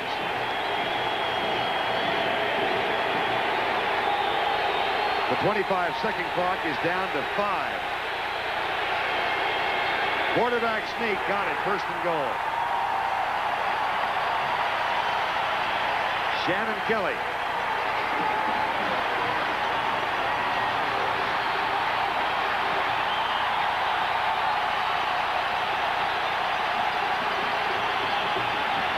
Because this Texas team doesn't have a dominant offensive line, this is the most difficult place for them to score. I think it's actually easier for them to score outside the 20-yard line with a big pass.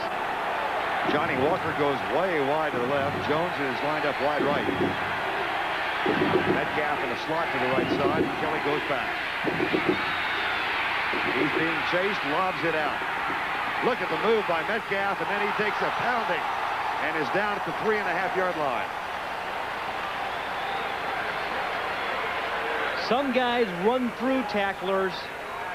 Eric Metcalf makes a lot of tacklers miss.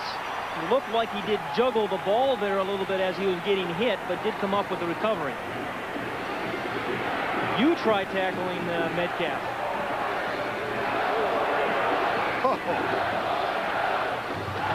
That'll get you a neck brace, won't it? And there's the ball clearly coming free, and it took a fortuitous bounce for Texas. Second down and goal, officially from the 4. 14-0. Oklahoma leads. Blitz. Kelly. Metcalf. Touchdown, Texas.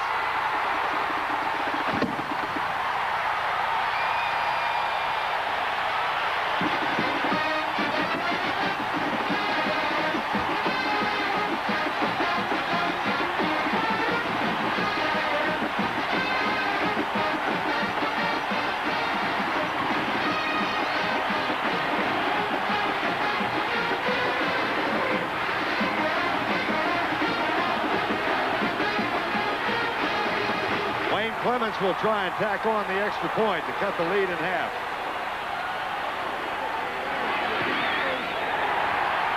(14-7).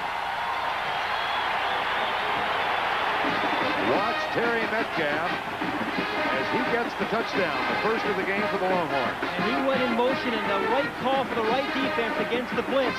You get the speed out in the flat, and that means 7 points for the Longhorns.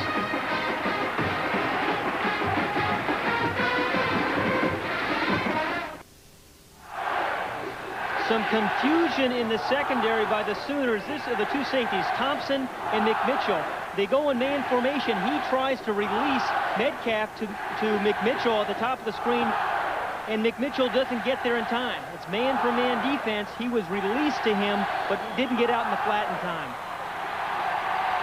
Eric Metcalf gets the touchdown to open the second half. An impressive way to open the third quarter for the Longhorns. And now Wayne Clements will kick off once again.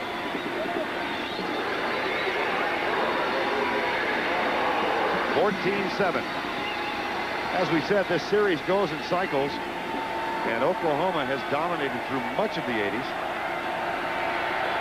It's been amazing how cyclical the game is, and Oklahoma has won the last 3, the last 2 by convincing margins. 2 teams tied at 84. That's a short kickoff. Fair catch called by Cooper, the tight end.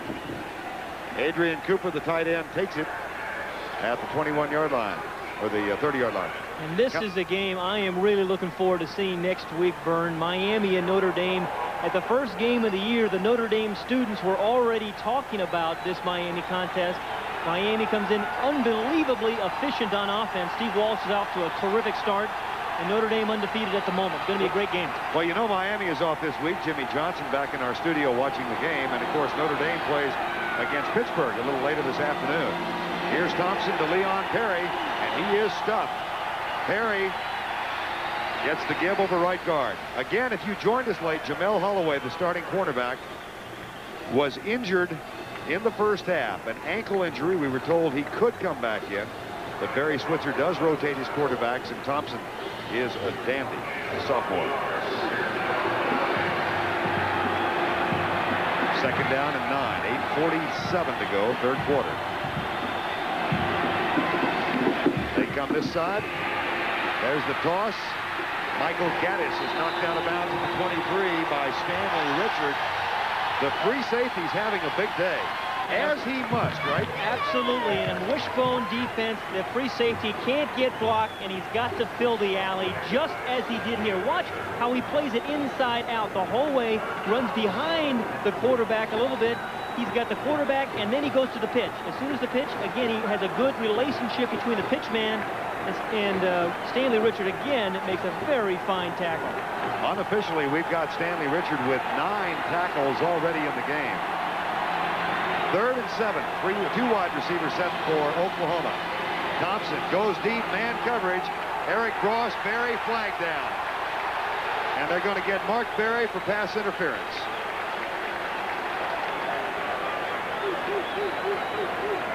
I'm a little surprised. I think the ball has to be catchable to be pass interference. I'm not sure that ball was. I thought it was overthrown.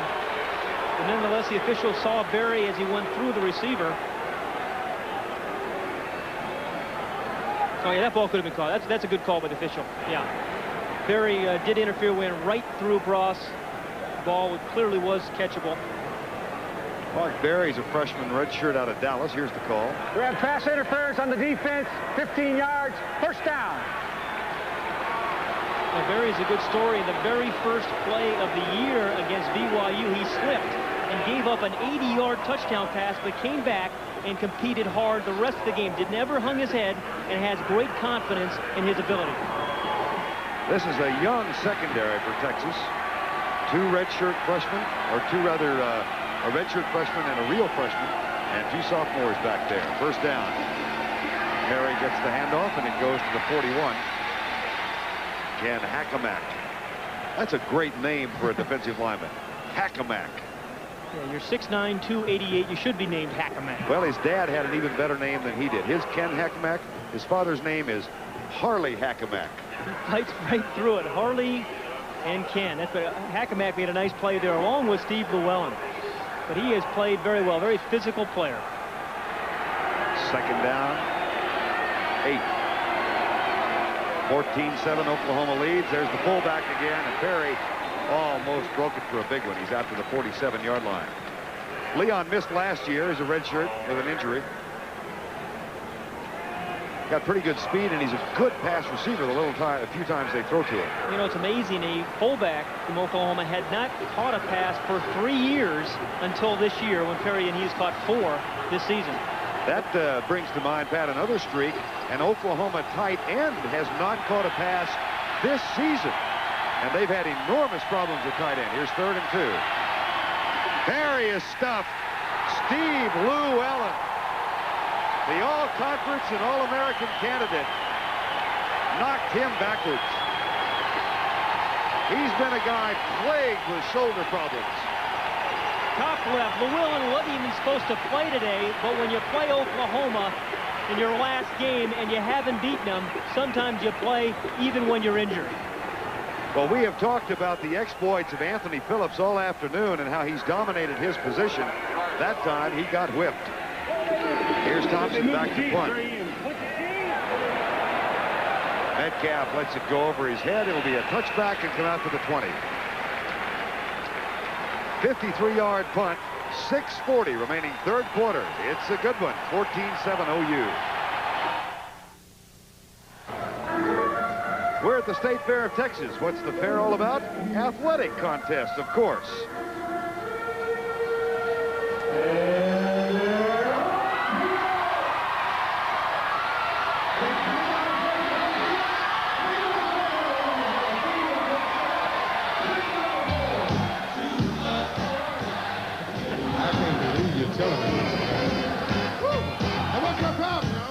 I bet on number 3.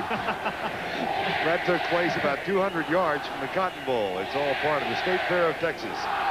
There are 75,000 inside the Cotton Bowl, another 150, 200,000 taking part of the exhibits in the Midway here at the State Fairgrounds. Shannon Kelly, Texas trails 14-7.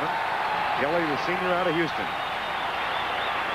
Yes, he does, Jake, Mary Lou Retton. 1st and 10. And she's here today, by the way. Kelly. Oh, boy, that was... Oh, it is intercepted. Kurt Casper gets the rejection, and Oklahoma has its 4th turnover, and this is a touchdown.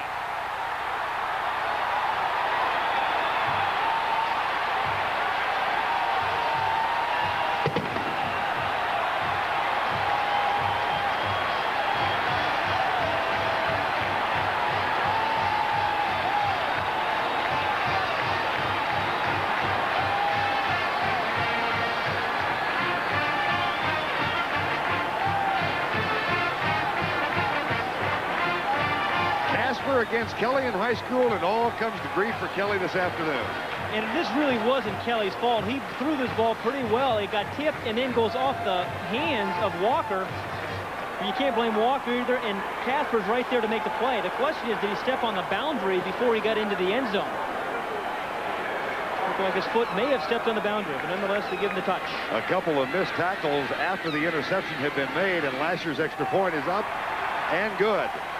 26-yard interception return for a touchdown. And the fourth Texas turnover of the afternoon. It's 21-7. 21-7, 6:24 to go after Kurt Casper's 26-yard touchdown return with the intercepted pass. Was he in or out of bounds, Pat? Well, look at his left foot. We wondered about this just a moment ago, and right there, the left foot is on the line. Anytime you're on the line, you're out of bounds, but the official didn't call it. In 1973, in the Cotton Bowl game, Texas won the ball game over Alabama 17-13. Alan Lowry on a touchdown run in just about the same spot, same foot. Was he in or was he out? They still debate it. And that is the fourth Texas turnover, and Oklahoma has not turned it over yet. Remember what Barry Switzer told us? They had not turned it. They turned it over against Texas only once in the last 2 years in this game.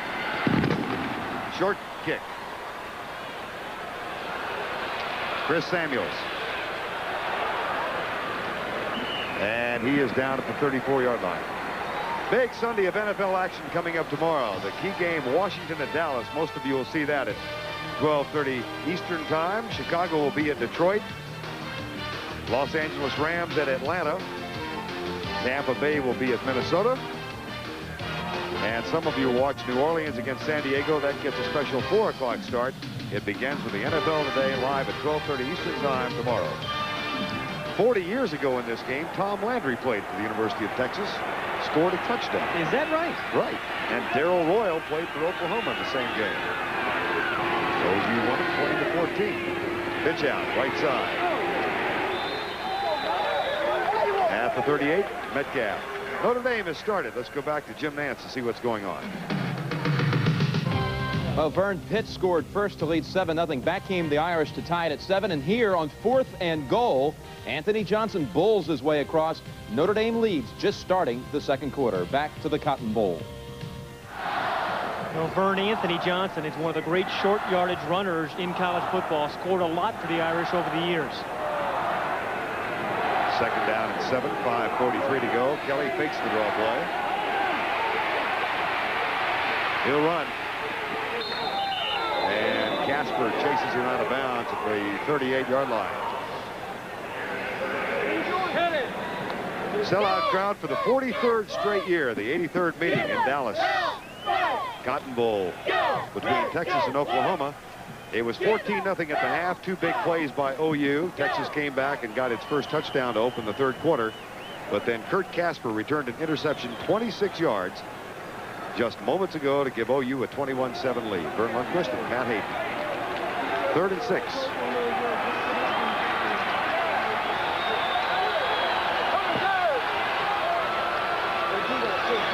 Good block.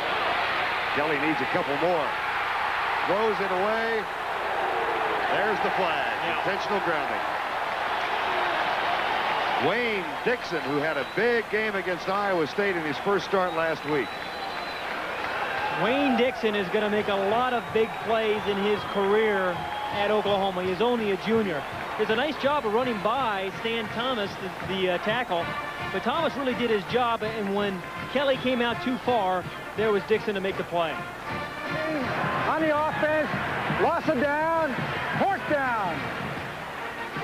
That will send Glenn Milburn back to return the anticipated punt of Bob Willidahl. As you look at other games from the West Coast just getting underway. How about Indiana? Look at this. It's a great start this year. John Cooper's got to be perplexed with that Ohio State team. Milburn. Oh, dear. And there's another flag down on the far side of the field. Bobby Rhodes made the tackle. 2 flags down. The issue is you have to give him 2 yards to make the catch. I didn't see him put his hand up. We got non-contact interference on the kickers. 5 yards. First down. Here is the play here. Got to give him 2 yards, and I think he put his hand up a little earlier than that, and to call for the fair catch, and you have to give him 2 yards to make the catch, give him the opportunity to catch the ball. Charles Thompson, the sophomore, came on in relief of Jamel Holloway in the first half of play, and Holloway out with an injury, has not reappeared. 21-7 with 5:16 to go in the ball game. Thompson cuts back into the arms of Britt Hager, the senior out of Odessa, who makes the tackle. Check in with John Dockery. John? Thank you, Vern. You know, we have an anniversary of sorts today, 20th anniversary of the Wishbone. Most people think Oklahoma started, but it was actually Texas. You see, Darrell Royal had 3 great backs. Steve Worcester, Chris Gilbert, and Tate Coy wanted to get them all in the game, so he created the Wishbone. But I'll tell you what, he may have started it, but Oklahoma has made it the art form. Now back to you. Oklahoma has in the last 25 years. Look at their rushing game average, 318. Texas at 246. Here's the pitch to the left on 2nd and 9, a fumble, and the recovery by Oklahoma. Just to amplify on that point, he not only had Coy, Gilbert, and Rooster, he had a young quarterback named James Street, and the Wishbone really came to life here. Bill Bradley, who was a great athlete, was benched as quarterback and moved to wide receiver. And Darrell Royal put James Street in to operate the Wishbone. They unveiled it in '68 here, and they beat Texas with a great last drive of 85 yards, 26-20. It's not as hard to recruit Wishbone athletes as it is other offense, for example, the I formation, and that's another reason Switzer likes it. 3rd and 14. Thompson gets a little assist from the official, or the official hindered him, and Oklahoma will have to punt.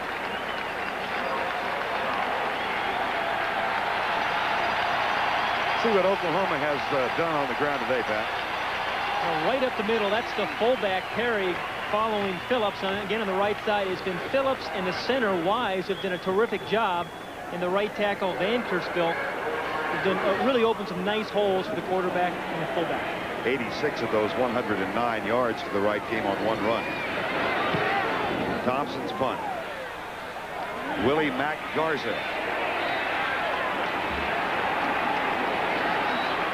Well, we talked about 20 years. There have been some memorable games in other years as well. And one of the most memorable came in 1958. That was a turnaround game when Texas won 15-14. Interesting how the series has been dominated by one team or another, and also by coaches. Bud Wilkinson for so many years, then Darrell Royal, then Barry Switzer. Game of streaks, hasn't it? Yeah. 1st and 10, Texas. Kerry Cash in motion. Quick screen left side. Good block from Kerry Cash. Here's the speedster, Tony Jones. Boy, he's been quiet today. He gets a first down after the 38-yard line. It's amazing how one play oftentimes in a player's career can change people's perception of him. He was viewed as a track man a year ago until he caught the winning touchdown pass against Arkansas. And now they feel that he is a complete receiver, can get deep, he's got great speed, and he's not afraid to go over the middle. Quiet guy, 5'7", 140 pounds, but terrific speed.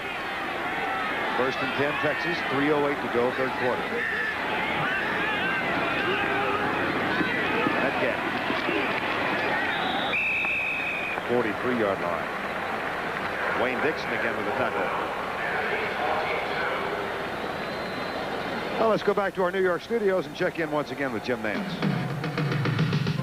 Vern, 2 unbeatens in the Pac-10, Oregon and USC. First quarter, 3 turnovers for the Ducks already. Stephen Webster scoring out of the eye, and it's 14-0 Trojans.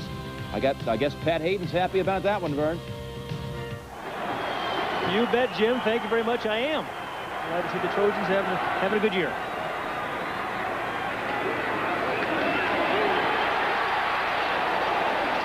And Darren Norris picks up the first down right over the middle. Picked up a nice block by Alan Champagne. We haven't seen much of Darren Norris running power plays inside, but that's what happened there. Watch the center and left guard double team, and that's why Norris just kind of hugs that block. That Champagne and Miller, and good vision by Norris. He is really a natural tailback playing fullback. 1st and 10, Texas at the 50-yard line. 2:15 to go, third quarter. This is Metcalf in motion. Shannon Kelly back to throw again. Jorick Battle, that's good for a gain of 5 to the 45-yard line.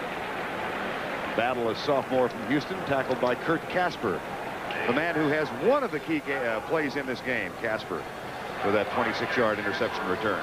You know, Vern, we were just talking about Darren Norris, and I think consistency is one of the most difficult achievements in sports, because it's so hard to be consistently good every week. But Norris has started 40 straight games at fullback and has been consistently good. Metcalf out of the backfield. Quick screen, Metcalf drops the ball. That it is a forward pass. I thought that was a lateral for a moment. For just a moment, I thought it was a backwards pass. Taking another look at it here, trying to get Eric Metcalf out one-on-one, getting the ball any way you can, but the ball is thrown in front. Metcalf is in front of the quarterback, so it was not a lateral.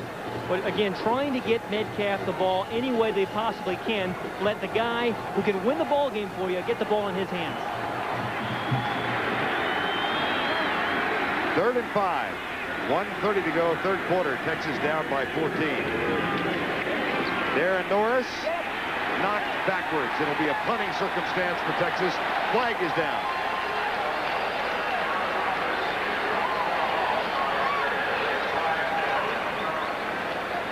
Kurt Casper has played very well. Of course, he made the interception for the touchdown, but he's done a great job of really filling holes, finding the little crease and looking for Metcalf. The face mask, well, there should be an automatic first down, I believe, for Texas. But Casper's done a real nice job of hiding behind people and finding Metcalf. Right part of the screen, you're going to see the face mask on Norris. Oh, that's a 15-yarder. That is the whopper.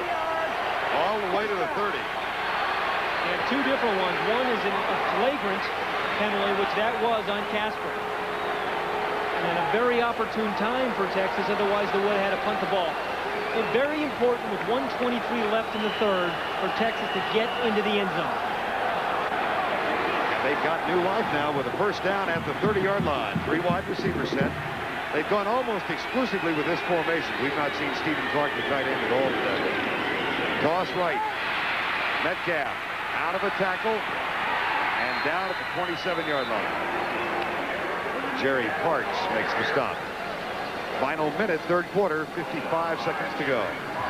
Metcalf is very, very patient on that sweep play and is just looking for a little alley, and that's what the line tries to do. They're not dominating offensive line, but you don't have to be with Metcalf. Just stay in your block just momentarily. He'll find the soft spot.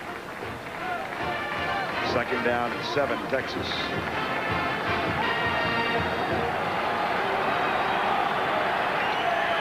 Again, the 3 wide receivers set with split backs behind Shannon Kelly. Draw play, Metcalf. Oh, dear. Scott Evans, what a play.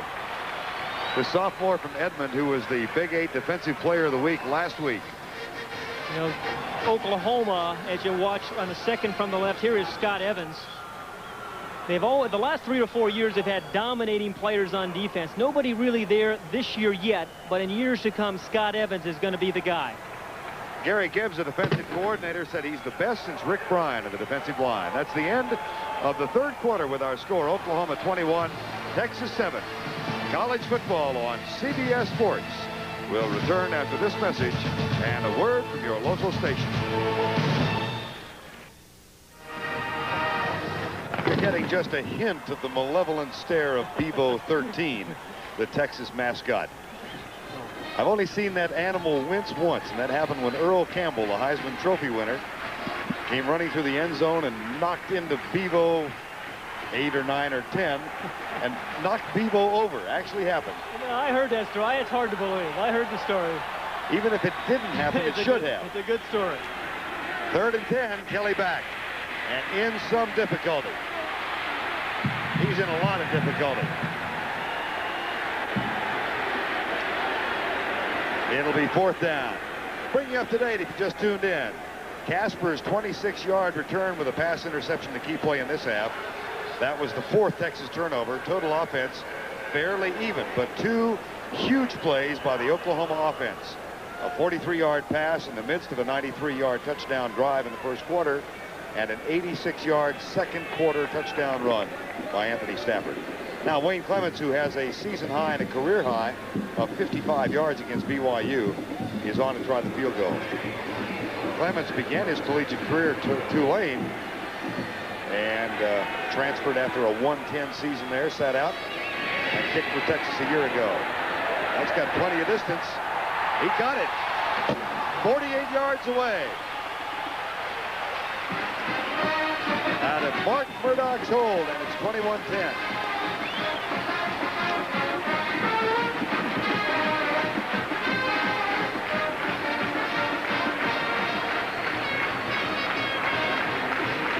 And he gets hit after he makes the kick. Wasn't really a roughing the kicker. He did slip. But he sees enough to see it go through. And for the seniors of Texas, Vern, and we talked about how important it is for them to beat Oklahoma, be a class that has at least 1 win over Oklahoma. They have 14 minutes and 47 seconds left to do it. This is a Texas team that had not turned the ball over in the previous 2 games. 4 turnovers this afternoon. Shannon Kelly has been intercepted 3 times, the most costly, that of Kurt Casper. But Oklahoma has not turned it over yet, and that has not been their style. And really, that was really the key to their loss against Southern Cal, was the turnovers. And Barry Switzer said, if we don't turn the ball over at Oklahoma, we are tough to beat because our defense is very tough to drive the ball against. Matter of fact, Barry was even more specific when talking about Texas. He told us if we don't turn it over against Texas, they can't beat us. And they lead at 21-10. Clemens kick short. At the 15. Mike Gaddis down at the 28-yard line. How's it gone in the last 5 years? In '84, Texas turned it over twice. Oklahoma once, a tie. In '85, Oklahoma won with 3 Texas turnovers. In '86, 1. Oklahoma won it. Last year, of course, the 7 pass interceptions. And Oklahoma's 1 turnover, and today, none. So look at that. They've only turned it over 4 times in 5 years against them. Eric Metcalf looks on. Oklahoma has the ball with 14:42 remaining in the ball game.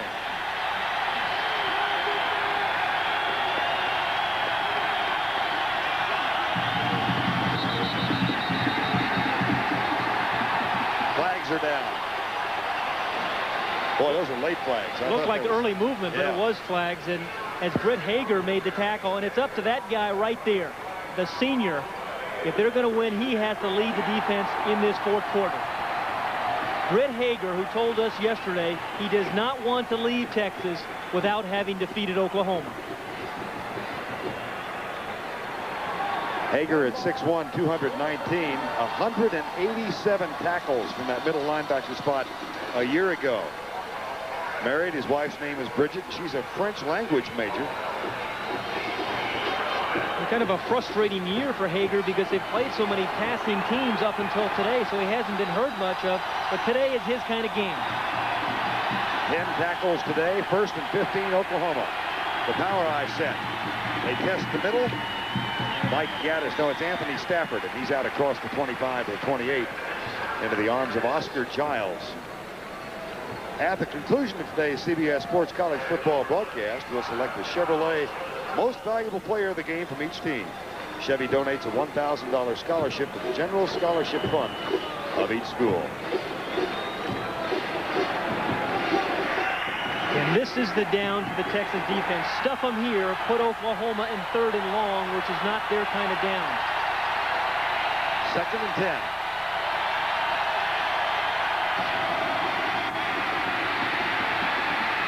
Ankle tackle on Thompson. Stanley Richard again. That's 10 tackles for the free safety. Anytime you're playing the wishbone, he has got to make a lot of long runs and fill the alley. He's got quarterback responsibility first and then to the pitch. But the free safety stays behind the quarterback. In case he cuts up, he can make the play. And Stanley Richard has done it well all afternoon. Stanley Richard from Hawkins, Texas. 3rd down, 8, Oklahoma. They are 2 of 10 on 3rd down conversions, and they will go from the wishbone. 1 wide receiver, wide left. Timeout, OU.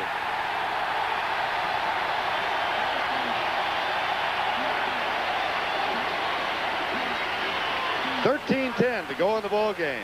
3rd and 10 when we return. Done a nice job with a Miami team. This was supposed to be a down year for the Hurricanes, but he's done a marvelous job. 3rd down and 8, 3 wide receivers in now. Thompson is 0 of 2 passing. Blitz is on, they got it. No, they don't. Now they do. 4th down.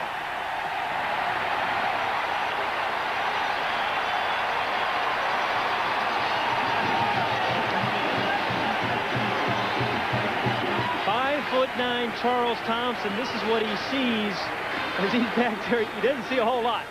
That is 6'9 Ken Hackensack coming in his lane in his view, and then 2 or 3 other Longhorns. It's a good pass rush. 4th down. Thompson will punt. Line drives this one, and it takes an Oklahoma roll right by Eric Metcalf.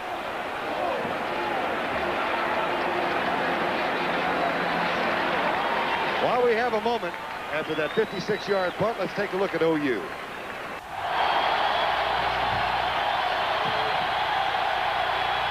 12:22 remaining in the ball game.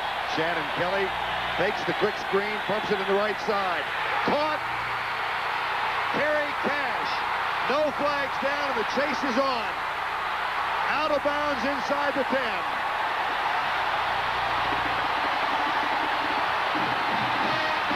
Is a great call by John Mize, the offensive coordinator for Texas. This was set up earlier in the game when they ran a couple of quick screen passes out there to Tony Jones. This time it's the fake, and Tony Jones jumps up like it's thrown over his head. And then the defense reacts up, and that gave Kerry Cash, the other receiver on that side, the chance to catch it and go. Critical thing, though, he did not get in the end zone. And again, Texas has trouble scoring touchdowns this area of the field. That's an 80-yard gain. Kevin Thompson had the angle and knocked the 6'4 sophomore out of bounds. 1st and goal from the 7, a 21-10 game. 80 yards on the pass. Double wing set.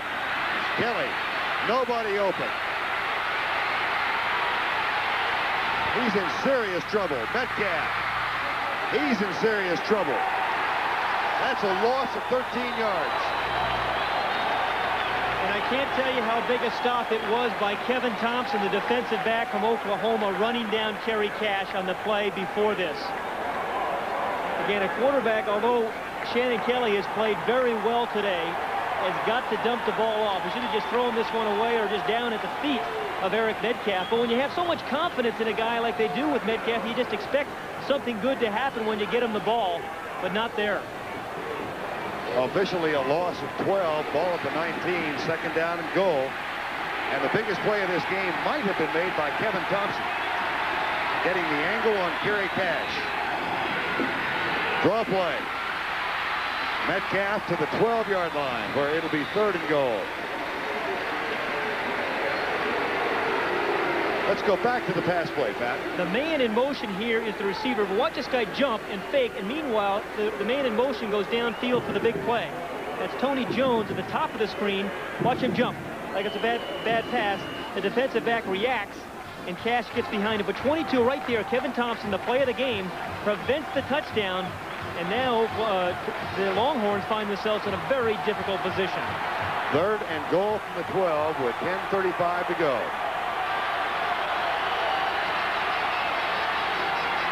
They fake the draw play. Kelly to Norris, but he's going to get hammered for a loss to the 17.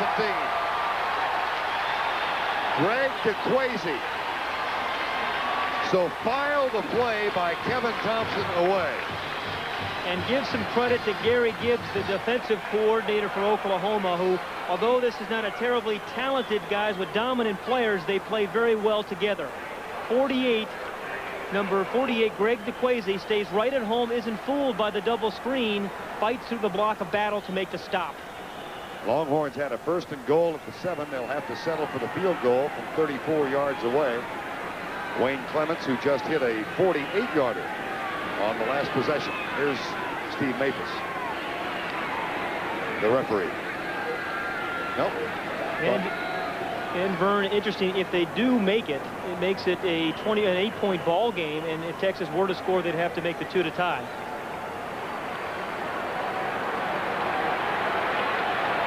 Ten minutes exactly to go in the ball game. And the kick from the far hash mark, 34 yards out. Yes, it's good. The big play, however, was made by Kevin Thompson. He stopped Gary Cash after an 80-yard gain.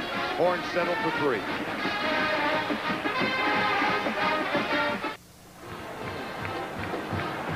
.952 remaining in this ball game from the Cotton Bowl in Dallas. Vern Lundquist along with Pat Hayden. Oklahoma jumped out to a 14-0 lead in the first half. Perhaps the most significant part of that 14-0 lead is that they had to get a 2-point conversion to get the 14. They had the first extra point blocked after a 2-yard touchdown clutch. Then an 86-yard run by Anthony Stafford gave them the second touchdown in the 14-zip lead. Texas cut it to 14-7 to open the third quarter. Kurt Kaspers intercepted a Shannon Kelly pass, returned to 26 yards to make it 21-7. And Texas has put back-to-back field goals on the board. We stand at 21-13 right now. Here's Clements with a kickoff. And it's short again, taken at the 10 by Anthony Stafford. And he's down at the 24-yard line. Right now, let's go back to our New York studios. Here, once again, is Jim Nance. Vern, here's an interesting play. 4th down for the Pitt Panthers, down 7. Darnell Dickerson scrambling, throwing on the 4th down play, and there's Henry Tootin with the tying touchdown. But just a moment ago, booting a field goal for Notre Dame was Reggie Ho to put the Irish in front 17-14 just before the half. Back to Vern. Back to the ball game. 9:48 here.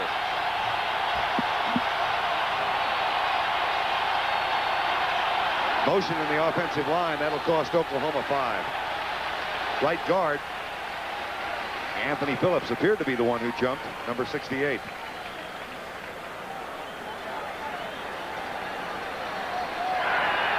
Dead ball. Illegal procedure on the offense. Still 1st down. This is a situation where Barry Switzer needs to get his big play guys on the edge of the defense. That pitch, which we saw Stafford in the first half go 86 yards with, he needs to get one of his speed guys on the corner of the defense to come up with a big play. Eric Ross, the receiver, comes out. Carl Cavanis takes his place. He's wide left. Here's Thompson. They do a great job of stringing the play out, and then look at Thompson dart forward for 5. Boy, you think you got him, and then whoosh. And he is amazingly tough. He breaks tackles. Even though he is only 175 pounds and has great speed, he's a physical player, even at that size. Barry Switzer was telling us the other day he's the only quarterback in his 15 years who's ever rushed for 100 yards against the Longhorns. And Thompson did that in 1 quarter last year with 114 yards in the 4th quarter. 2nd down and 9. 21-13 game. 9:05 to go. Fullback Perry. Richard with his 11th tackle, and he had to have it to save a huge game. Jamel Holloway went out with an injured right ankle in the first quarter of play, and we were told he could have returned, but he's not. He's not particularly happy with this rotation of quarterbacks anyway.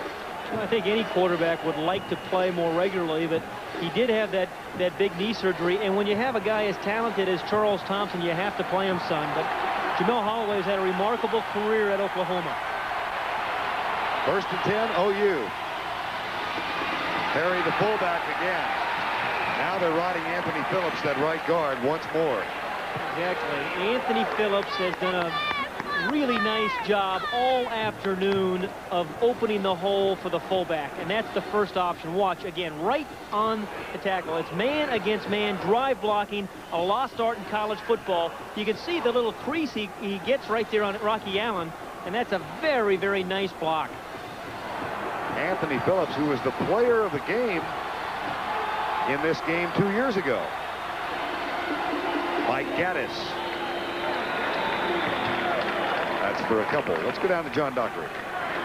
Vern, we've been talking about the tradition and the desire of these players. Well, let me tell you about a couple. If you look over here, you'll see Joe Morty and Chris Cabanis.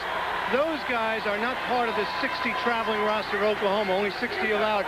But what they did is they came down on their own. They paid their own way. They found their own lodging just because they wanted to be in uniform for this Texas-Oklahoma game. And that's what I call desire. Now back to you, Vern. John, let me just amplify on that. I remember a guy named Lance Rensel who did that once when he was a sophomore. He actually suited up and got in the game and caught a pass.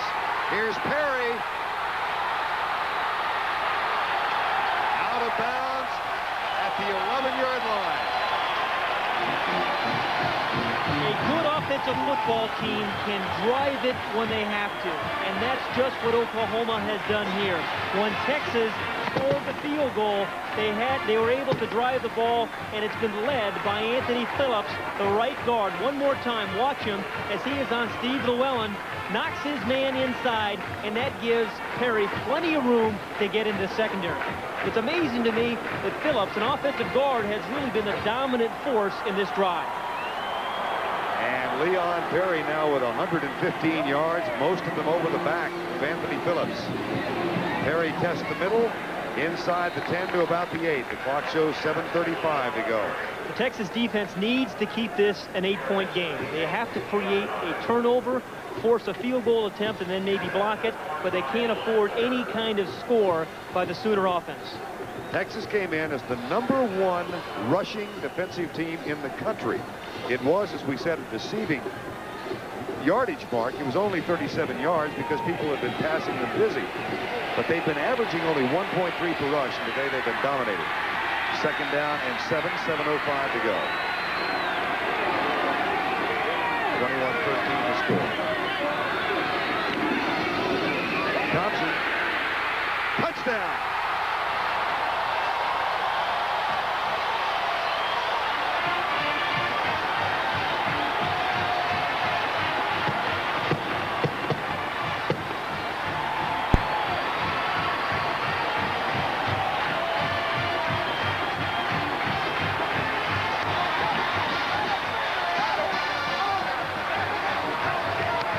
Physical is a relative term, and although Charles Thompson is only 175 pounds, he is a physical football player. That is a 76-yard drive by the Sooners when they most needed one. And it was Perry over Phillips for much of the way. The extra point by Lasher is good. And take a look at the touchdown run again from Charles Thompson. By the time you see Charles Thompson, he's just too late. He just got to break through some arm tackles, and he's had a remarkable afternoon.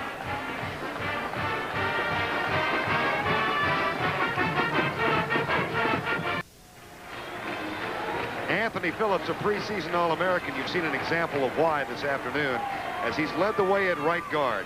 And he told us this is his kind of football game.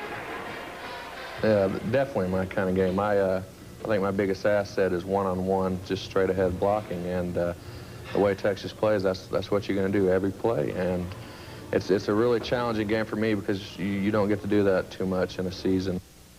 Some guys are real Saturday players, and he is one of those. Watch as he just seals off Steve Llewellyn, and that makes a big hole there for Leon Perry.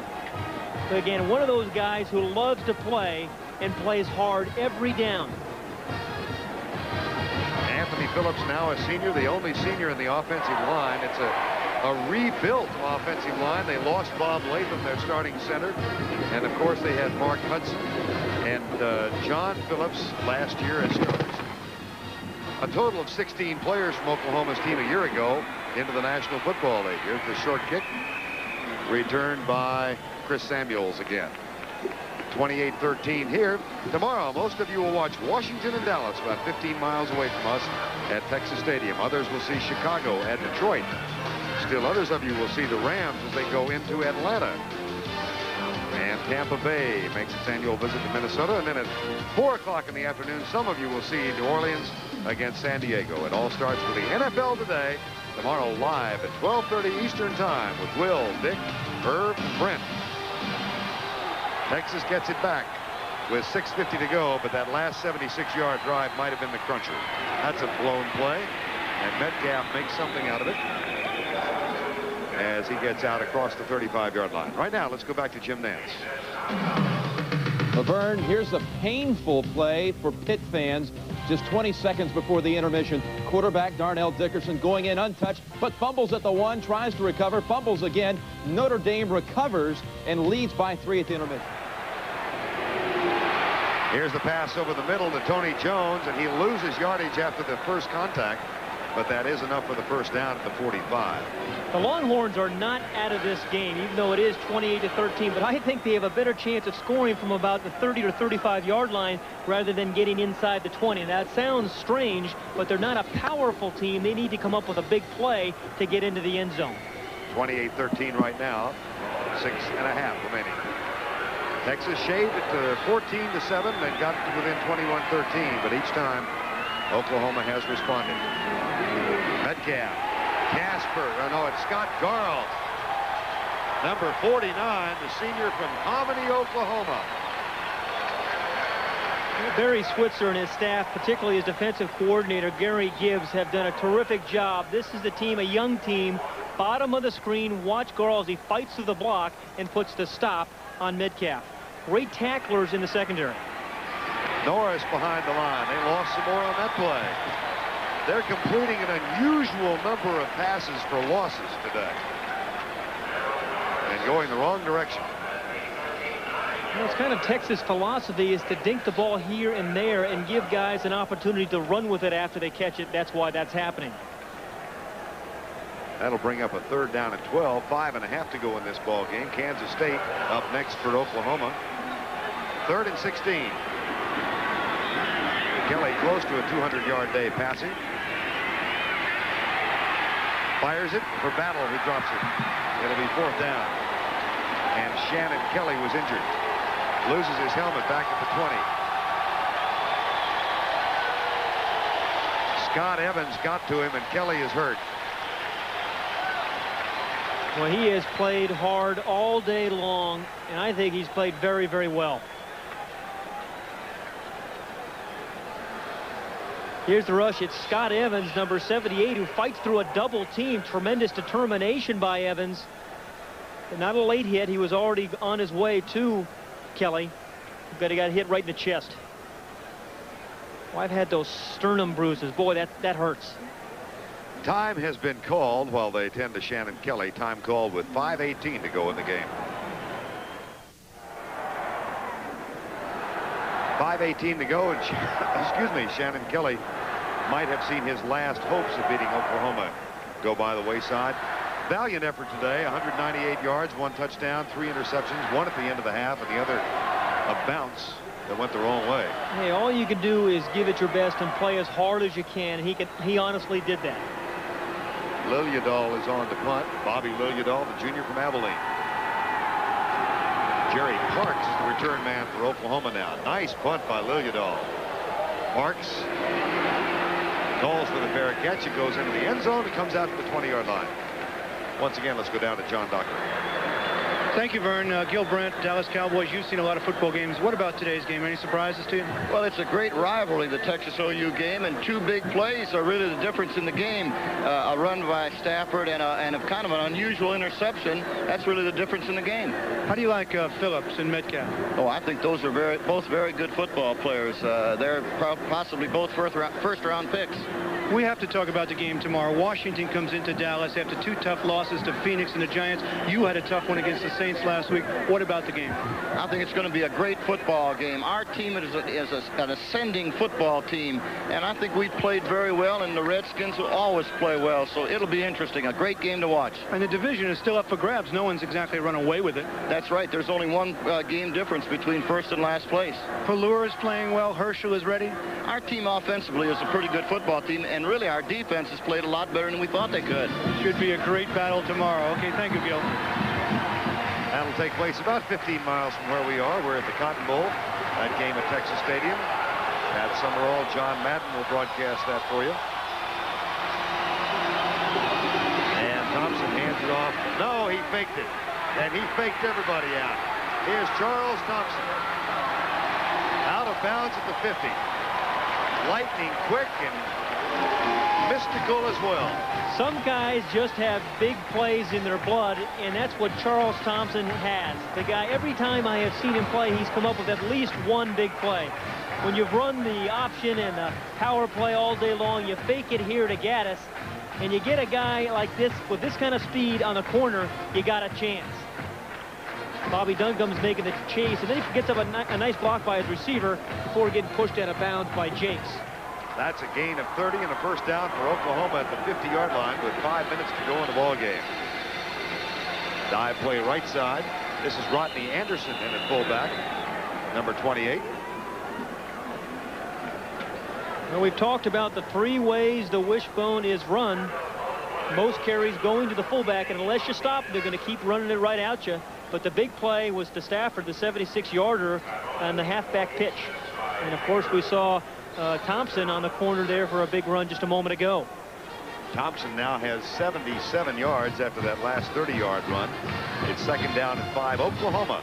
Texas has a big game at home against Arkansas next week. Second down, 5. Here's Mike Gaddis, who was lined up as a deep back in the power I, and he's to the 42-yard line. Gaddis has played most of this game. It was the intention of the Oklahoma coaching staff coming in to play Gaddis a little more than Damon Stell and to play Thompson a little more than Holloway. Now, the Gaddis portion of that has worked out as they planned.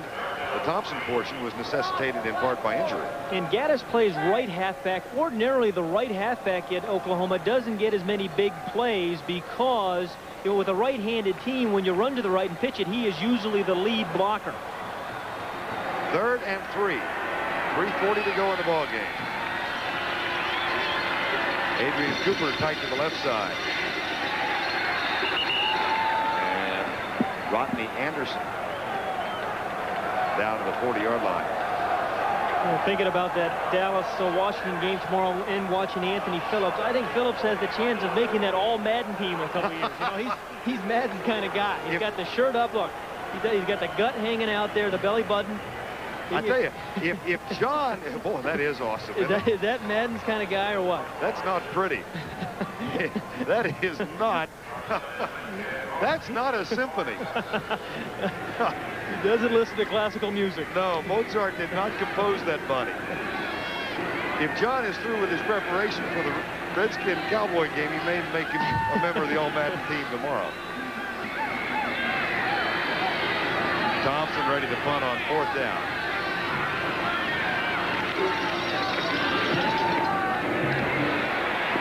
Fair catch called.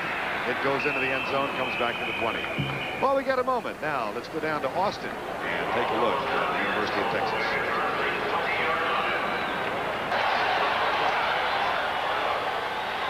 Back to play. The pass from Mark Murdoch, the freshman who has replaced Shannon Kelly, is incomplete for Kerry Cash. And the coaching staff, John Mize, the offensive coordinator, thinks very highly of Mark Murdoch, only a freshman, promising drop-back thrower, unusually relaxed. And I think that's a terrific trait for a quarterback to have. You know, you play in a lot of big games. You don't want a guy who's too tense and too uptight before games, but Murdoch is far from that. Interesting senior year 2 years ago in high school at Round Rock, Texas. Injured after 5 games, but he still threw for 1,700 yards in only 5 games. Here's Murdoch. Flag is down. Murdoch's pass caught by Tony Jones. This one, oh, what a block. What a block by Johnny Walker on Mike Gaddis. Oh, dear. On McMitchell, rather. It may all come back, but McMitchell was waylaid by the tiny guy, Johnny Walker. Right of the screen, Johnny Walker, and Jones sees this. Everybody sees it except McMitchell. Jones is trying to pick up the block, and it's right there. Ouch. And he is still down. And good eyes by Jones trying to pick up the block, which he did. And a good play by Johnny Walker, the other wide receiver, picking up the block for Tony Jones. An absolutely clean block by the wide receiver, but McMitchell just had no chance. He didn't see it coming at all. You know, you think defensive back is one of those positions where you don't have to be terribly physical and those kinds of things, but boy, you do. And you get hits and shots like that. McMitchell still down. There was a penalty that wiped out the 28-yard gain. And while they check on McMitchell, we'll check in with Jim Nantz. All right, Jimmy, we've got a 2nd down and 20 now after the holding call. Murdoch back to pass, maybe. Fires it short. Another flag is down way upfield. And Kerry Cash might have been held. They may have defensive holding. Here's McMitchell, who walked off by himself after that clean but hard block from Johnny Walker. This might be defensive holding.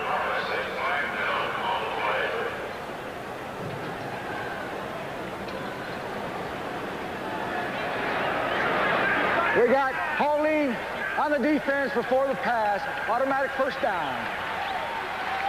That was about 40 yards away from the line of scrimmage.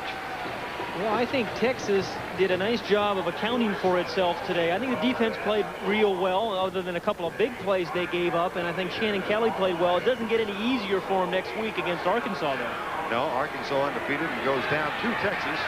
Last year, of course, Texas won that game 16-14 between the two up in the hills. Here's Murdoch. That might be ruled a fumble, or is an incomplete pass? Incomplete pass. Hit by Tom Backus.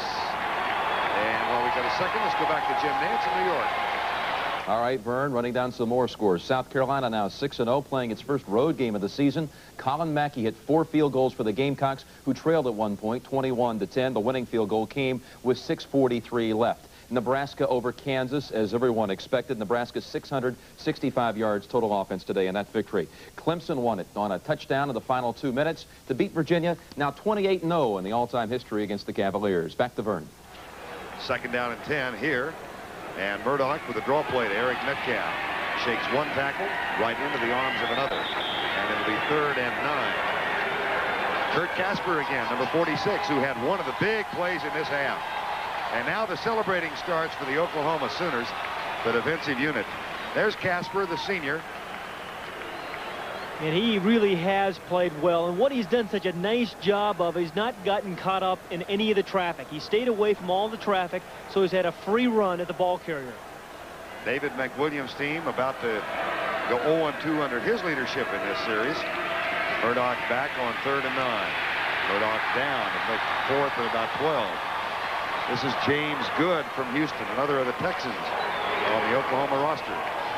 He's got a cast on the left hand. He's got a brace on the right knee, but he's got very good speed, and he will put pressure on the quarterback. 4th and 12, 65 seconds to go. Bobby Liljedahl is on to punt. Sooners will go to 4 and 1, and the Longhorns drop to 3 and 2. Jerry Parks takes it for Oklahoma at the 50-yard line. And let's go back and get another update on scores. Jim Nantz in New York. Well, one of the other upsets today was Mississippi over Alabama. Ole Miss had never won in 23 previous trips to the state of Alabama against the Crimson Tide. But a 10-point victory today for the Rebels, as Alabama had 0 yards passing and had 5 turnovers. Oklahoma State a winner, Barry Sanders, the nation's leading scorer, rusher, and kick returner. 41-21 was the final. Sanders 174 yards rushing and 4 touchdowns. Let's go back to Vern Lundquist.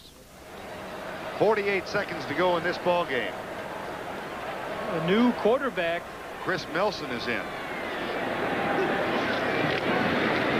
He's a freshman from Ada, Oklahoma. And down at the 49-yard line. Entirely new backfield in for Oklahoma. Eric Mitchell, I see, is in number 1.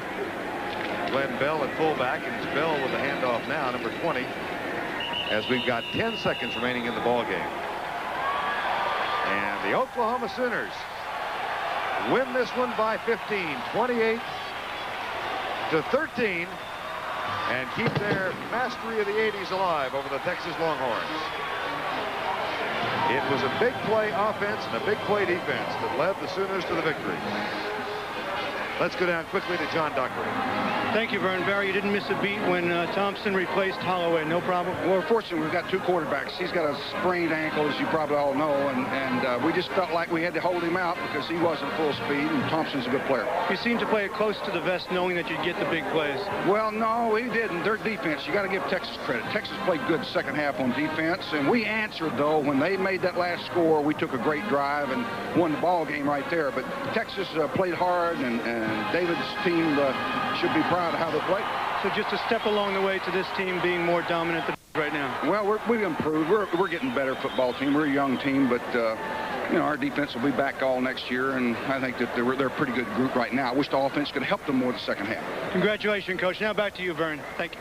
All right, and down in the middle of the field, the emotions have subsided as the players from both squads shake hands and head back up the tunnel, as this one goes in the books as a 28-13 victory for the Sooners of Oklahoma.